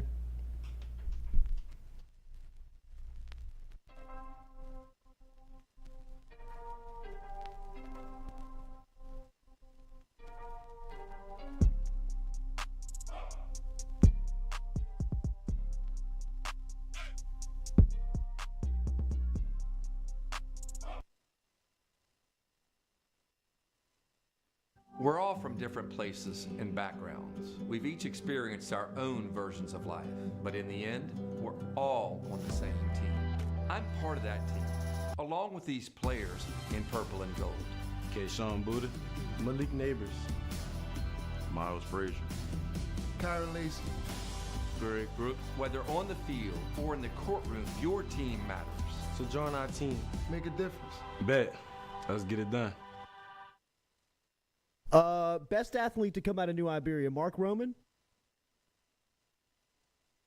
Kayshawn Buddha. Kayshawn? Wow. Right now, Kayshawn, and Mark was a little bit before me. I was a ball boy. When Mark was playing at New Iberia Senior High School. I played like right after Mark. But has done some things, and just the things that you guys are seeing Kayshawn do, that he's not even scratching the surface of what we saw on a day-to-day basis at practice. And he's unreal. He's unreal. He's so natural. It's so so easy. It looks so easy to him. Yes, it's so easy, and there's never been another a competitor I've ever seen like Kayshawn. Kayshawn would not lose going to eat pregame meal. He has to be the first. He is the ultimate competitor. He would not lose. So trust me, he will be ready. Man, so kind of when I entered the transfer portal, I knew, what type of facility, what type of, program I wanted to go to. Being that before I committed to Ohio State, my first unofficial was to LSU. Oh, wow. And but that was when Coach O and Corey Raymond was here or whatever. But definitely the coaches, the scheme Kelly, trying to bring in, trying to implement, his way of going, like detailed person. That's where I wanted to be. I know I want to be. Did you have any experience with Coach Kelly? No, I had no experience. No. Really? Who was your main recruiter from LSU? Sherman Wilson. Yeah, he was. Stay consistent. Honest. Just gave it to me straight. Yeah. And this is where I wanted to be. How do you feel about that number at this university playing that position? Yeah, man, I definitely want it. I definitely. You want to come in and prove, to my teammates, not just the coaches, but to my teammates that I got to go play with, that, I deserve it. And once I do that, then, everything is, up from there. Yeah. We're all from different places and backgrounds. We've each interact. Gordon McKernan Injury Attorneys is ready to go to work for you. Come meet your team. I'm your intake specialist. I coordinate your case and connect you with your attorney and paralegal. That's us, your legal team. Thanks. And we'll fight to get you every dollar you deserve. I'm your settlements and disbursement manager, and I'm here to get you paid on time. I'm attorney Gordon McKernan. Put our team to work today. Just call us. Get it done. Sports with it. It's just like anything else. I mean, I don't want to get into hyperbole, but it's, everything is. I mean, frankly, I'm still worried more about concussions. We don't talk about it much anymore, but we've kind of helped solve it in a lot of ways and make the game a lot safer. So anytime we have existential threats, which this one could or could not be, we just deal with it, and we will deal with it. It's just part of the game, and I don't mind a lot of what's come out of this movement of doing more for the student athletes, but like anything else, it boomerangs a little too far. And you got to swing it back into what we do for the student athletes. And it's a hell of a lot. And I'm proud of that fact that we are leaders in doing that. But we're going to do it right. The Tiger Athletic Foundation and in partnership, obviously, hand in hand with what we do, funded a master plan study because I wanted to see, hey, what we needed, and I just didn't want my opinion. I've been a few places, and I have a good one, I think, but you just want to see how and what our needs are, and so we're in that process of looking at it, and obviously the PMAC is 50 years old this year, and probably needs some updating. It's got good bones, and maybe we can see what we can do with that. Same thing with all that, property that we have both down Nicholson and where we are currently on Nicholson and North Stadium. Is that, hey, is this the proper use and best use for that? Mm-hmm. And hand in hand with the university and what we do with TAF, we'll make those decisions, and we'll be prudent and thinking about what and how we do. Yeah, it's kind of weird in a perverse way, Jordy. You know me well, is that I kind of relish it. I do like it. I'm one of the few people that embraces it, and we're very lucky at LSU to have it, to be where we are and to be able to do that. I mean, I can't say that for everyone in the business because it is unsettling in a lot of ways, but for us, change is a good thing, and I think we're going to be the beneficiary of it, and it's not gonna stop. It's just going to keep on going. Yeah. And I'd be lying to you if I told you I had a crystal ball and could tell you what was going on, what's going to happen. But it's we're going to be here, and we're going to embrace it, and we're going to take advantage of it.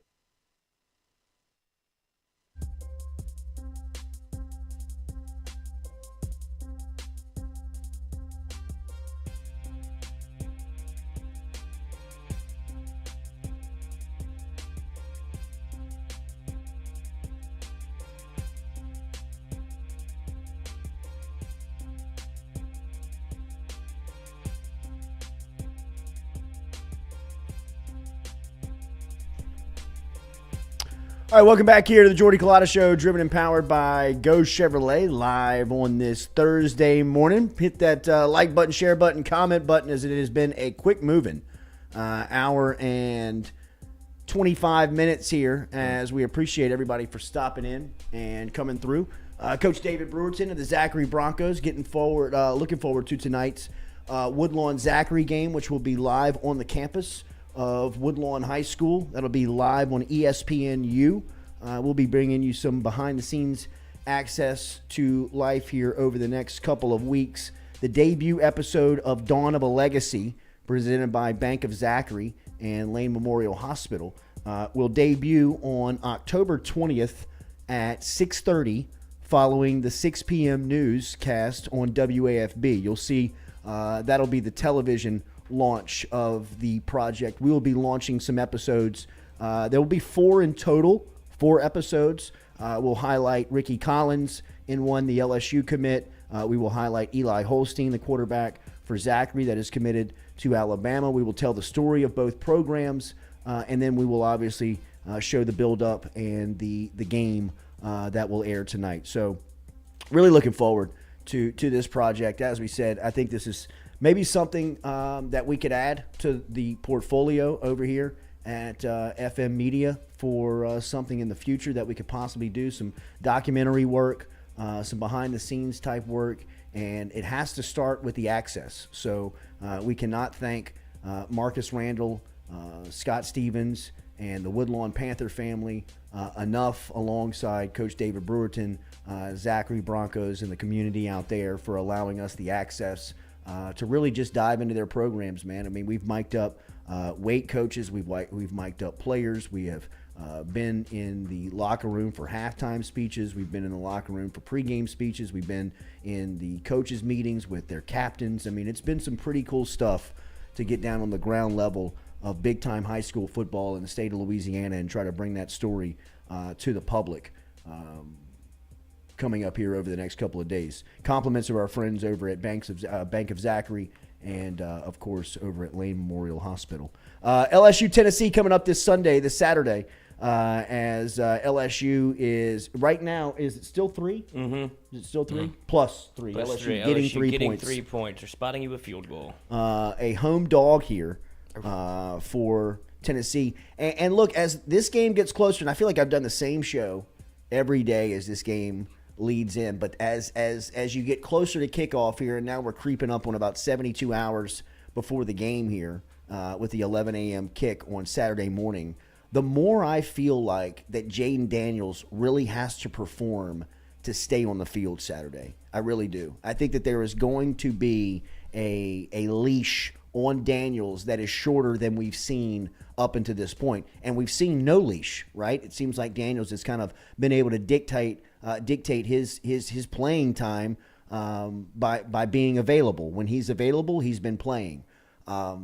Last week when he was banged up and knocked out of the game against Auburn, you see your first signs of Garrett Nussmeier. And like we talked about on Monday morning, I think you saw why there was some apprehension on going with Nussmeier in this quarterback competition, right? First off, the thing that surprised me the most, and I think that this is probably a little overly critical as well, was just the way that the nerves kind of ate up Nussmeier on that first series he was out there. And then the more you think about it, it's like, man, like back off a little bit, because anytime you make a position change within a drive, it's tough. I don't care if you're an offensive lineman. I don't care, running backs and wide receivers they rotate a lot within series. So, outside of some line of scrimmage guys, you rarely see, some stalwart type positions get interchanged. You never see the quarterback mid-drive unless they're running like some type of, Les Miles 2-quarterback system, which we were referencing, when he was like sending the play in with Jefferson to get, Jay Lee out the game. And then the next play it was coming in from Lee. I mean, it was just, flag football, minor league type stuff. But last week you saw Nussmeier.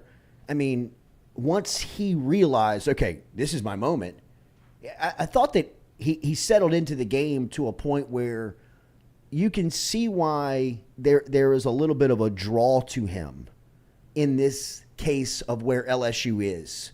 I don't believe that, and look, if you listen to the show, you know that I have pounded the drum for Nussmeier at times, especially leading into the season. After watching LSU play a month, I said, look, Daniels is the quarterback on this team. He gives you the best chance to be as successful as you can with his style. In a game like Saturday, if the criticism that has been lobbed towards Daniels plays out once again, and it's not just by media members, fan base, people that are on the outside, you can hear his head coach urging and wanting more opportunities to make plays from the quarterback position. And I think he's okay in giving Daniels the first right to get out there and take, have the opportunity. But if he can't capitalize on it come Saturday, very early on, I think that you could potentially see a quarterback change. And I don't know if that means that would be a quarterback change for the rest of the year. I'm just talking about specifically on Saturday. If Daniels shows that he is still too uneasy of letting the ball go and throwing the ball down the field, and LSU gets into a situation where Tennessee may jump out early because they have the type of offense that, they can score points in a blink. And, you look up and you're in a situation where you were last Saturday night where you're down 17-0 and your offense is showing no signs of life, no signs of being able to make plays and extending the field with, their wide receivers and changing the scoreboard.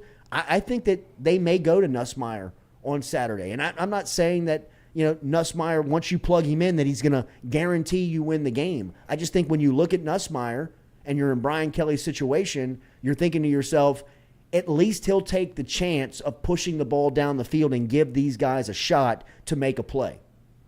And that's what LSU's going to have. I mean, as Kelly said earlier this week at his press conference, 24 points ain't going to cut it. 21 points, you're not going to be able to win with that style and that formula this weekend.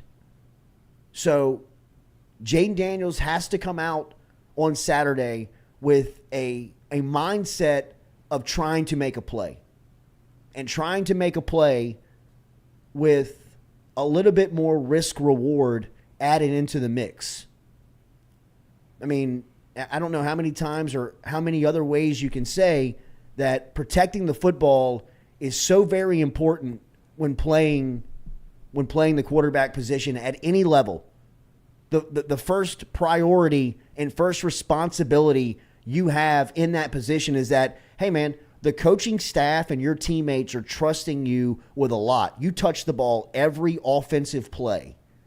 The first thing you got to do is you got to protect the ball. Jaden Daniels does that better than just about any quarterback LSU has had in the recent memory, but he does it because he doesn't take chances, which, again, is safe.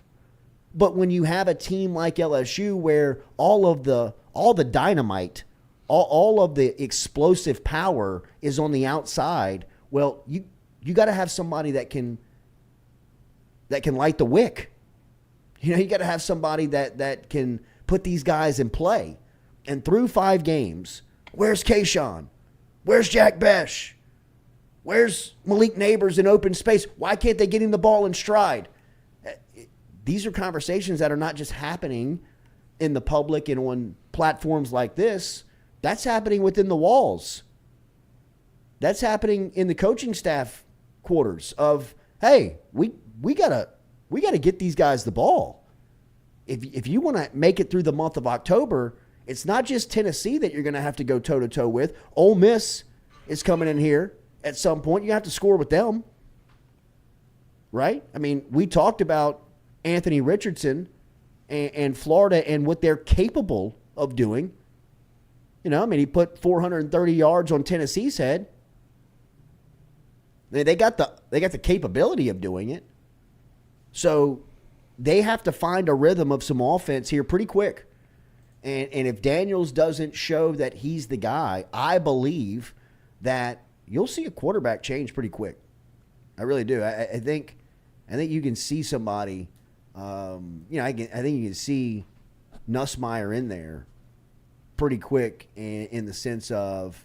But what if he'll get his chance? What if Jaden Daniels plays the way that he has been up to this point this year in terms of run first and doesn't do the things that LSU fans want to see or that coaching staff wants to see, but he leads you on 2 touchdown drives? Do you pull him? Is this a matter of principle or a matter of result? No, absolutely, it's a matter of result. Right, because if nothing changes, but he's playing. No, that's what I'm saying. He's got an opportunity on Saturday to keep Nussmeier on the bench. Yeah, but if he comes out and plays like he's shown who he is the first 5 weeks of the year, you just can't win on Saturday like that. You're 4-1, so you can win with that style of play. You can't win against a team that has the firepower that Tennessee does and in a blink can change the scoreboard. And if you're down 17-0 early this week, it's a different 17-0 deficit than what you faced last Saturday. It's a much deeper, darker hole than you're thinking, where is the sunshine? You know what I mean? At 11 a.m. in the morning, you may be smothered because you just can't find yourself out of this hole. It's not going to be 17-0 at half. It's going to be 17-0 in the first quarter. Yeah, and then 17-0 is going to turn to 34-0 real quick. Right. And what scares me about that proposition is if you do go to Nussmeier and you're trailing with still an opportunity to fight back in it. That's when the ball's coming out. That's when the ball is going to be sailing. That's when the ball is going to be put into the air of, hey, look, you're the one saying you wanted a turnover, not like this. Right. You know what I mean? Well, I want a turnover within the first 8 minutes of the game of taking a shot if that's going to get Jaden Daniels to a point where you're like, hey, man, it's not the end of the world. You gave it to him. The defense is going to bail you out, get you the ball back. Don't change your mindset. Keep throwing the ball down the field. Don't let that outcome change what we're trying to do today. The ball's got to be in number 7's hands. It's got to go to Malik Neighbors. It's got to go to Brian Thomas. Jack Besh needs to be included. Get Kayshawn the ball early. Get Jeray Jenkins going. Get these guys going that can put pressure on Tennessee to see if they can respond in this environment. I think this is obviously going to be Tennessee's toughest road challenge. I think the Pittsburgh win for Tennessee was really impressive at that point in the schedule. Right. But this is a different roster. that they're going to face on the road than what they faced a couple of weeks back. That was a great test for them to get them set up for taking this road challenge that they're going to step into on Saturday. But it's a different type of athlete on the line of scrimmage for Tennessee's offense that they're going to be they're going to be facing. They've not faced B.J. Ojulari, Jaquelin Roy, Ali Gay yet, Right. Mekhi Wingo. They just hadn't seen them. So if they can get pressure on Hooker, the thing that scares me so much about Hooker is that we sit here and we talk about his passing yards and his somebody that protects the football as well. He doesn't turn it over either. Is that he can run it too. Like he is a true dual threat quarterback in the way that I define one. Is that the guy is a pass first quarterback where he can make just about every throw, but if it breaks down, man, you better not bet against his athleticism and his speed. You know what it kind of reminds me of? Kind of reminds me of Burrow, where Burrow wanted to chop you up. He wanted to put 400 on your head through the air. But if he had to, he'd make big plays with his feet. Think Auburn game 2019. Think Alabama second half 2019. Clemson. Think Clemson. There were opportunities in that season where they would take the passing lanes away from Burrow and he'd murder you with his feet. He'd get up, a back cracking first down on a 3rd and long that he'd pick up with his legs. Hooker has that type of capability too, where, man, you could have everybody accounted for. You could be in the right spot and you could, play really good pass defense against one of the best pass throwers in the country. And he could pick up 7 with his feet and move the chains. I did it against Florida, 13 rushes for 112 yards. And BJ talked about it, how he, kind of runs different. Like Robbie Ashford's like scrambling outside. Well, Hooker's going to step up in the middle of the pocket and try to, gut you up the middle. So it's a whole different, type of game plan that you have to build around your D-line. Yeah, no, it's a different style of rush. If you rush and you fly by him, and I don't know if LSU wants to play man-to-man. Right. If they're going to have their back turned to the quarterback, to the ball, while down the field guarding. And if their blitz doesn't, if their pass rush, leaves lanes to run, he'll murder you. Yeah. Like, he'll kill you in running the football. Because one thing that Hooker does, and I think this goes and plays into the turnover stat, in which he rarely does not turn the ball over, is that, you want to talk about coach speak, this is a coaching term, but it truly is who Hendon Hooker is, and watching him play, he gets what the defense gives. Right. So whatever you give him, he's going to maximize the play that he has versus that look. And his decision-making is flawless up to this point. His ability to throw the football is very impressive. He's gotten a lot better at that. And then, the stat like you mentioned, if he's got to, he'll run. Yeah. And he doesn't feel uncomfortable running. It's not like Miles Brennan back there running like quarterback draw. I mean, it is athlete, open space, green grass, look out. So huge premium on tackling against this again this week. I know we talked about that with Mississippi State a couple of weeks back. But if you got an opportunity to hit this guy, you got to take every advantage that you have. If he is in open space and he's out of the pocket, if he's playing between the hash marks like we've talked about with Jaden Daniels, and that's where you can hurt somebody on an SEC field, on a football field in general. If Hooker's out there, running around, you got to take every opportunity to blow him up. Now, he's bigger than Daniel. I mean, he's legit. He's NFL quarterback, bro. I mean, his size, his stature, the way that he's playing right now. I mean, he feels like a first-round pick coming into Baton Rouge on Saturday. He feels like kind of like a Heisman contender at this point. Somebody that everybody in the country is going to be is talking about, kind of leading up to it. He's got a great opportunity on Saturday too to come out of Baton Rouge and be in a good spot if he plays well. So, closer this game gets, the more you realize how bad CBS screwed this up. Yeah. I mean, there is 54 points of point spreads in the 2 games that CBS chose over LSU Tennessee. I'm not trying to be Homer here. I'm not trying to be Baton Rouge guy preaching and wanting the CBS game. Play it where you want it. but there's no way that you're going to sell me that a 30-point spread of Georgia-Auburn and a 24.5-point spread of Alabama-Texas A&M is a better option than what Tennessee-LSU potentially could play out to be on Saturday. Whoever made that decision, whoever looked at that selection of games and said, let's just take the brand of the number one team in Georgia and put them on display, is got to be thinking here on Thursday, what the hell was I thinking? Or somebody in their office saying, bro, what were you thinking, man? Like, why? What made you think that this was going to be a good – Auburn is going to get filleted on Saturday. Like, this is going – the timing that Georgia catches Auburn could not be worse for Brian Harsin. I mean, Harsin, about 6 minutes into that game on Saturday, is probably going to be thinking, I wish they'd have fired my ass last week, because I don't want to be here. How many times can I coach for my job whenever I was just up 17 and lost, and now I have to go back to this building, try to win people up, and try to get my team up again to go play the number one team in the country after we can't hold on to a lead? Like, I guess there's some positives to take away if you're Auburn. And I know I put the hex on Georgia, but ride with them, dogs. Zach Ewing is here from The Advocate.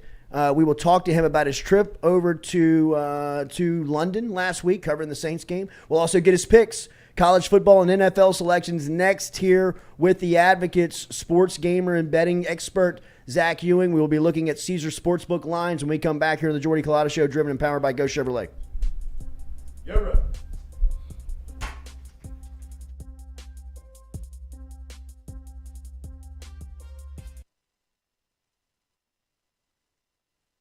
I was embarrassed about my smile. Are you unhappy at yours? Do you not smile back at yourself? I called my friend, Dr. Spillers, over at Johnson Spillers. He fixed my smile, and now everywhere I go, people are complimenting it after the work that Dr. Spillers and the staff did to my mouth. They can do it to yours. Get in touch with them. JohnsonSpillers.com. 2 locations, one in Gonzales, one in Baton Rouge. Easy to find them, JohnsonSpillers.com.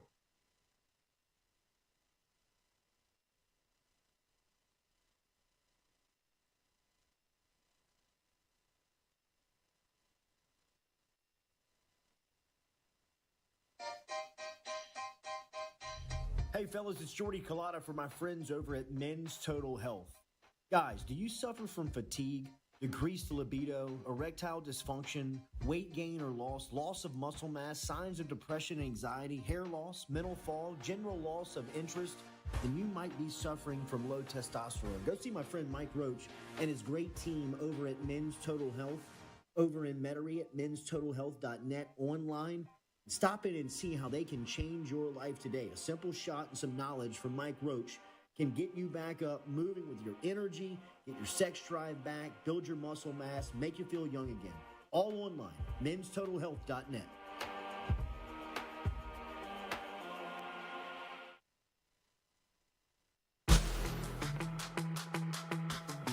Donaldsonville Glass and Body, trusted name in frame, body, and automotive paint repair since 1977. They have served their customers for over 45 years. You can find them online at dgbauto.com or stop in and see them Railroad Avenue and Division Street out in Donaldsonville, Louisiana. Look, they can help you with your insurance claims. They can make the repair process as stress-free as possible. I'm speaking from experience here. I've got numerous windshields, body repair, all done by Kenny and the crew over at Donaldsonville Glass and Body. They are, without question, the most well-equipped shop in the area. Stop in and see them today.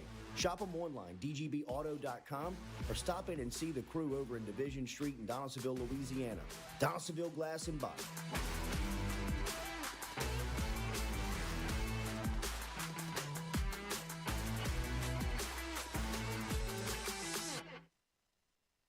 Red Stick Sports, a local staple in Baton Rouge to all sports fans, was founded back in 1981 and has remained a family business for over 40 years. Today, they still have the great selection on the floor, but they're also a leader in custom apparel for businesses, sports teams, and other groups. Take it from us, everybody over here at FM Digital Media. They help us out with all of our apparel. Let them help you out today. Go ask for Cody over at Red Stick Sports. Check him out online at redsticksports.biz. We love the crew over at Fresh Chef Kitchen. Chef Shane and his crew dropping off the meals every Monday here to FM Digital Media, whether it's breakfast, lunch, dinner. Me or the crew's going through our meals over at Fresh Chef Kitchen. Their weekly pre-order, freshly made meals, or you can walk into the cooler over there on Airline Highway. They have that fresh, same service over there at Fresh Chef Eats. FreshChefEats.com is where you can find them online. Fresh Chef Kitchen. Tell them you heard it right here on the Jordy Culotta Show.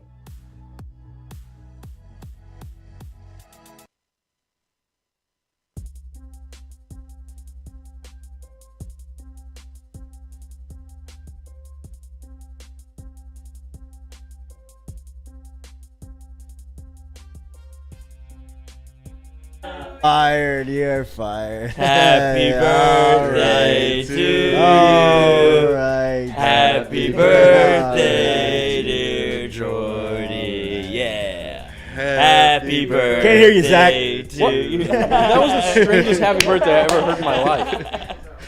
He doesn't like birthdays, but we have to show. Skip the line. Yeah, there we go. Make a wish. Thank you.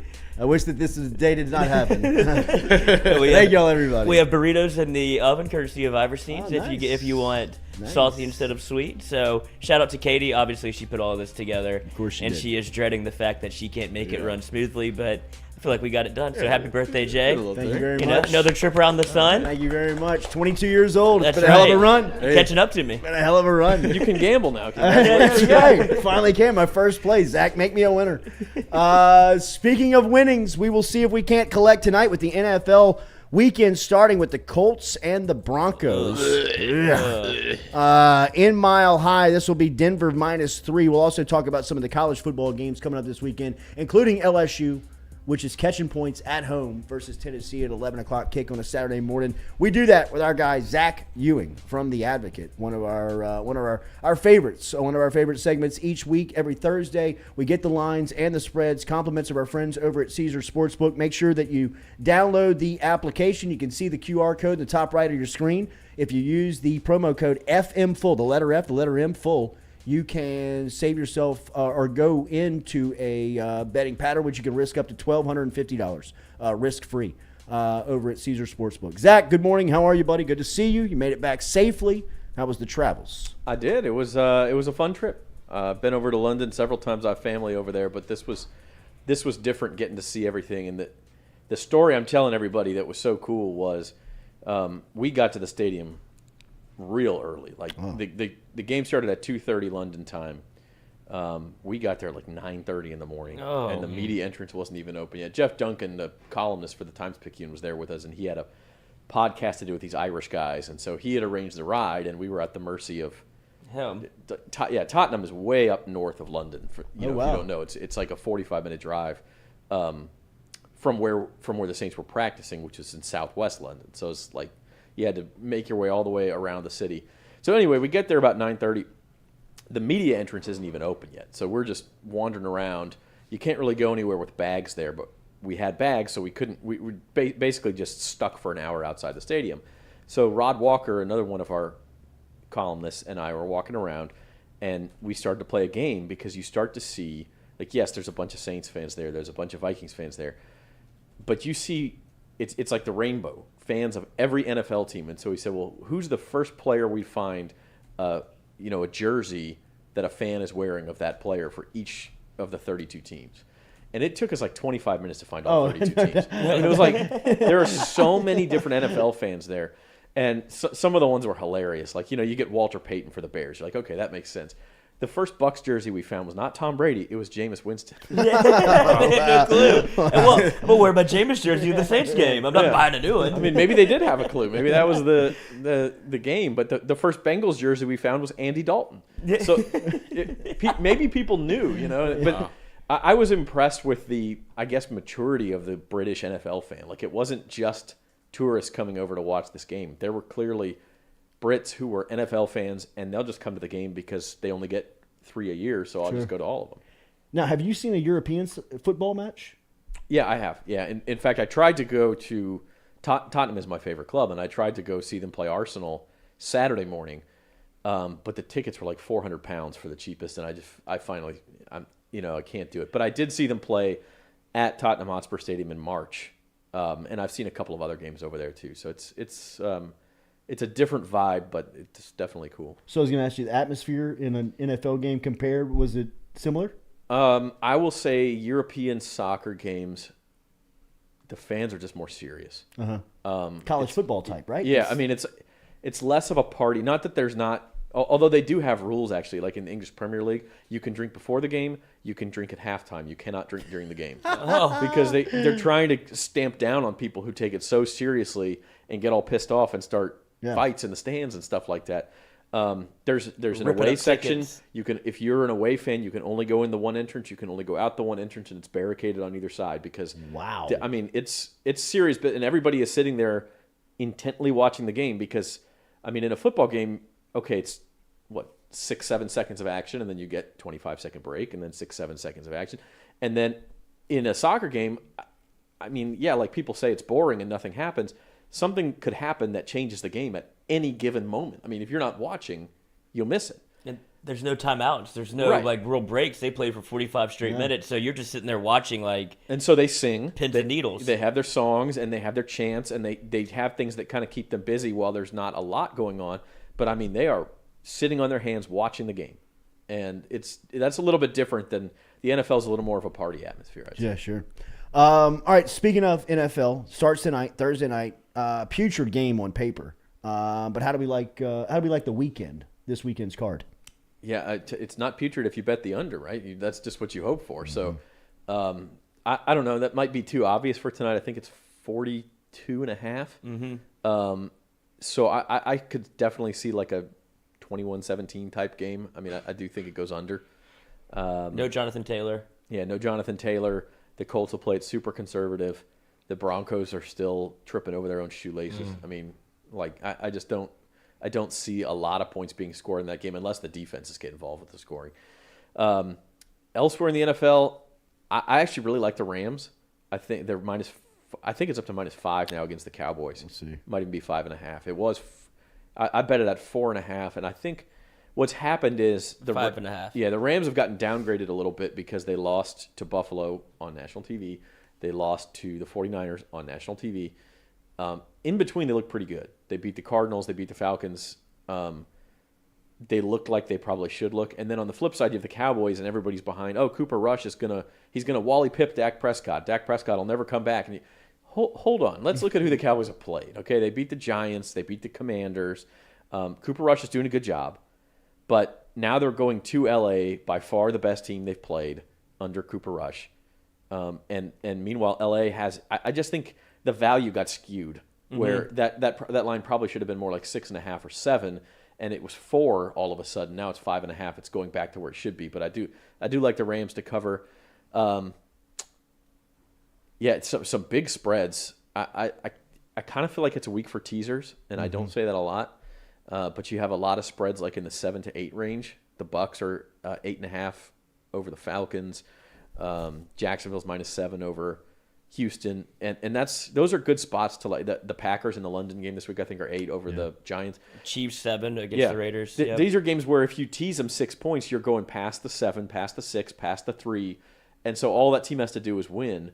And those are good spots for teasers because you can get away with that 3-point victory or something like that. Any formula makes sense when teams coming back from London, travel, all of this stuff, because Saints favored by 5.5 over Seattle on Sunday. How do you view that one? I don't love the idea. Like, I'm not going to pick in survivor pools. I would not pick the Saints or the Vikings. I'm not taking teams that are coming back from London because they didn't used to do that. It used to be if you played in London, you automatically got a bye the next week. Right. So I don't know that we have enough data to say for sure, but I don't.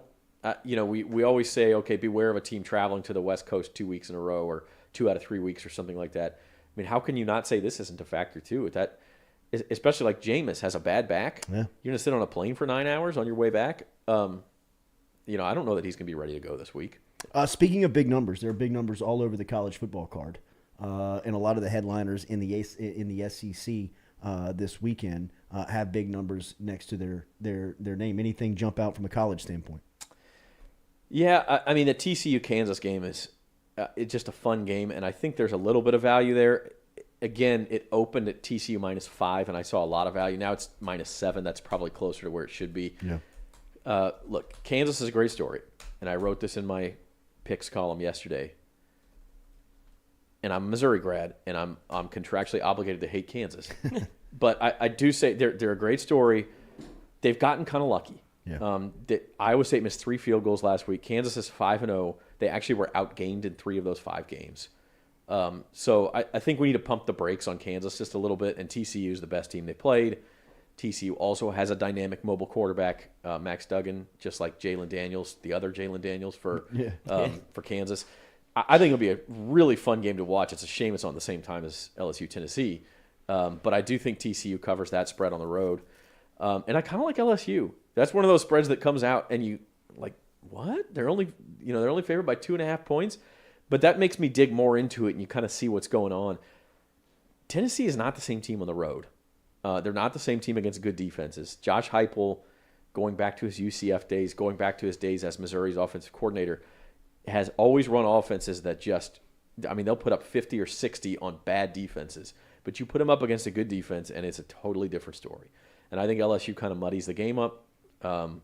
Obviously, I think Daniels has to be healthy, have a big game. But I think LSU could win that game outright. You had something, Steve? What's going on? What's going on at the Advocate as far as the weekend goes? I'm talking to James Carville today, so we'll have that on the Bayou Bets YouTube channel. We're live at 4 o'clock this afternoon. We'll talk Saints and LSU.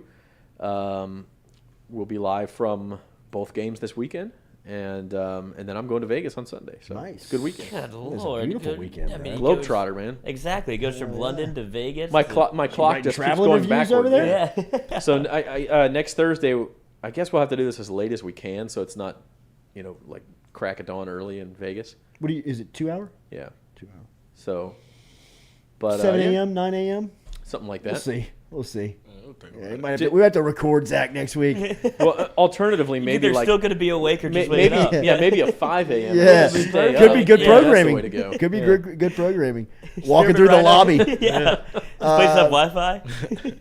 Have a good week, bro. Have a good weekend. All right, thank you guys. You got it. Good luck. Don't forget, follow them on Twitter, Zach Ewing and the crew over at The Advocate. Easy to find. At Z Ewing is where you can find him. He's the director of sports gambling and gaming over at The Advocate. All lines courtesy of our friends over at Caesar Sportsbook. Make sure and download that app. You see the QR code at the top right of your screen. You can use that QR code and sign up with the promo code FMFULL. The letter F, the letter M, full. Have a great week. Have a great day.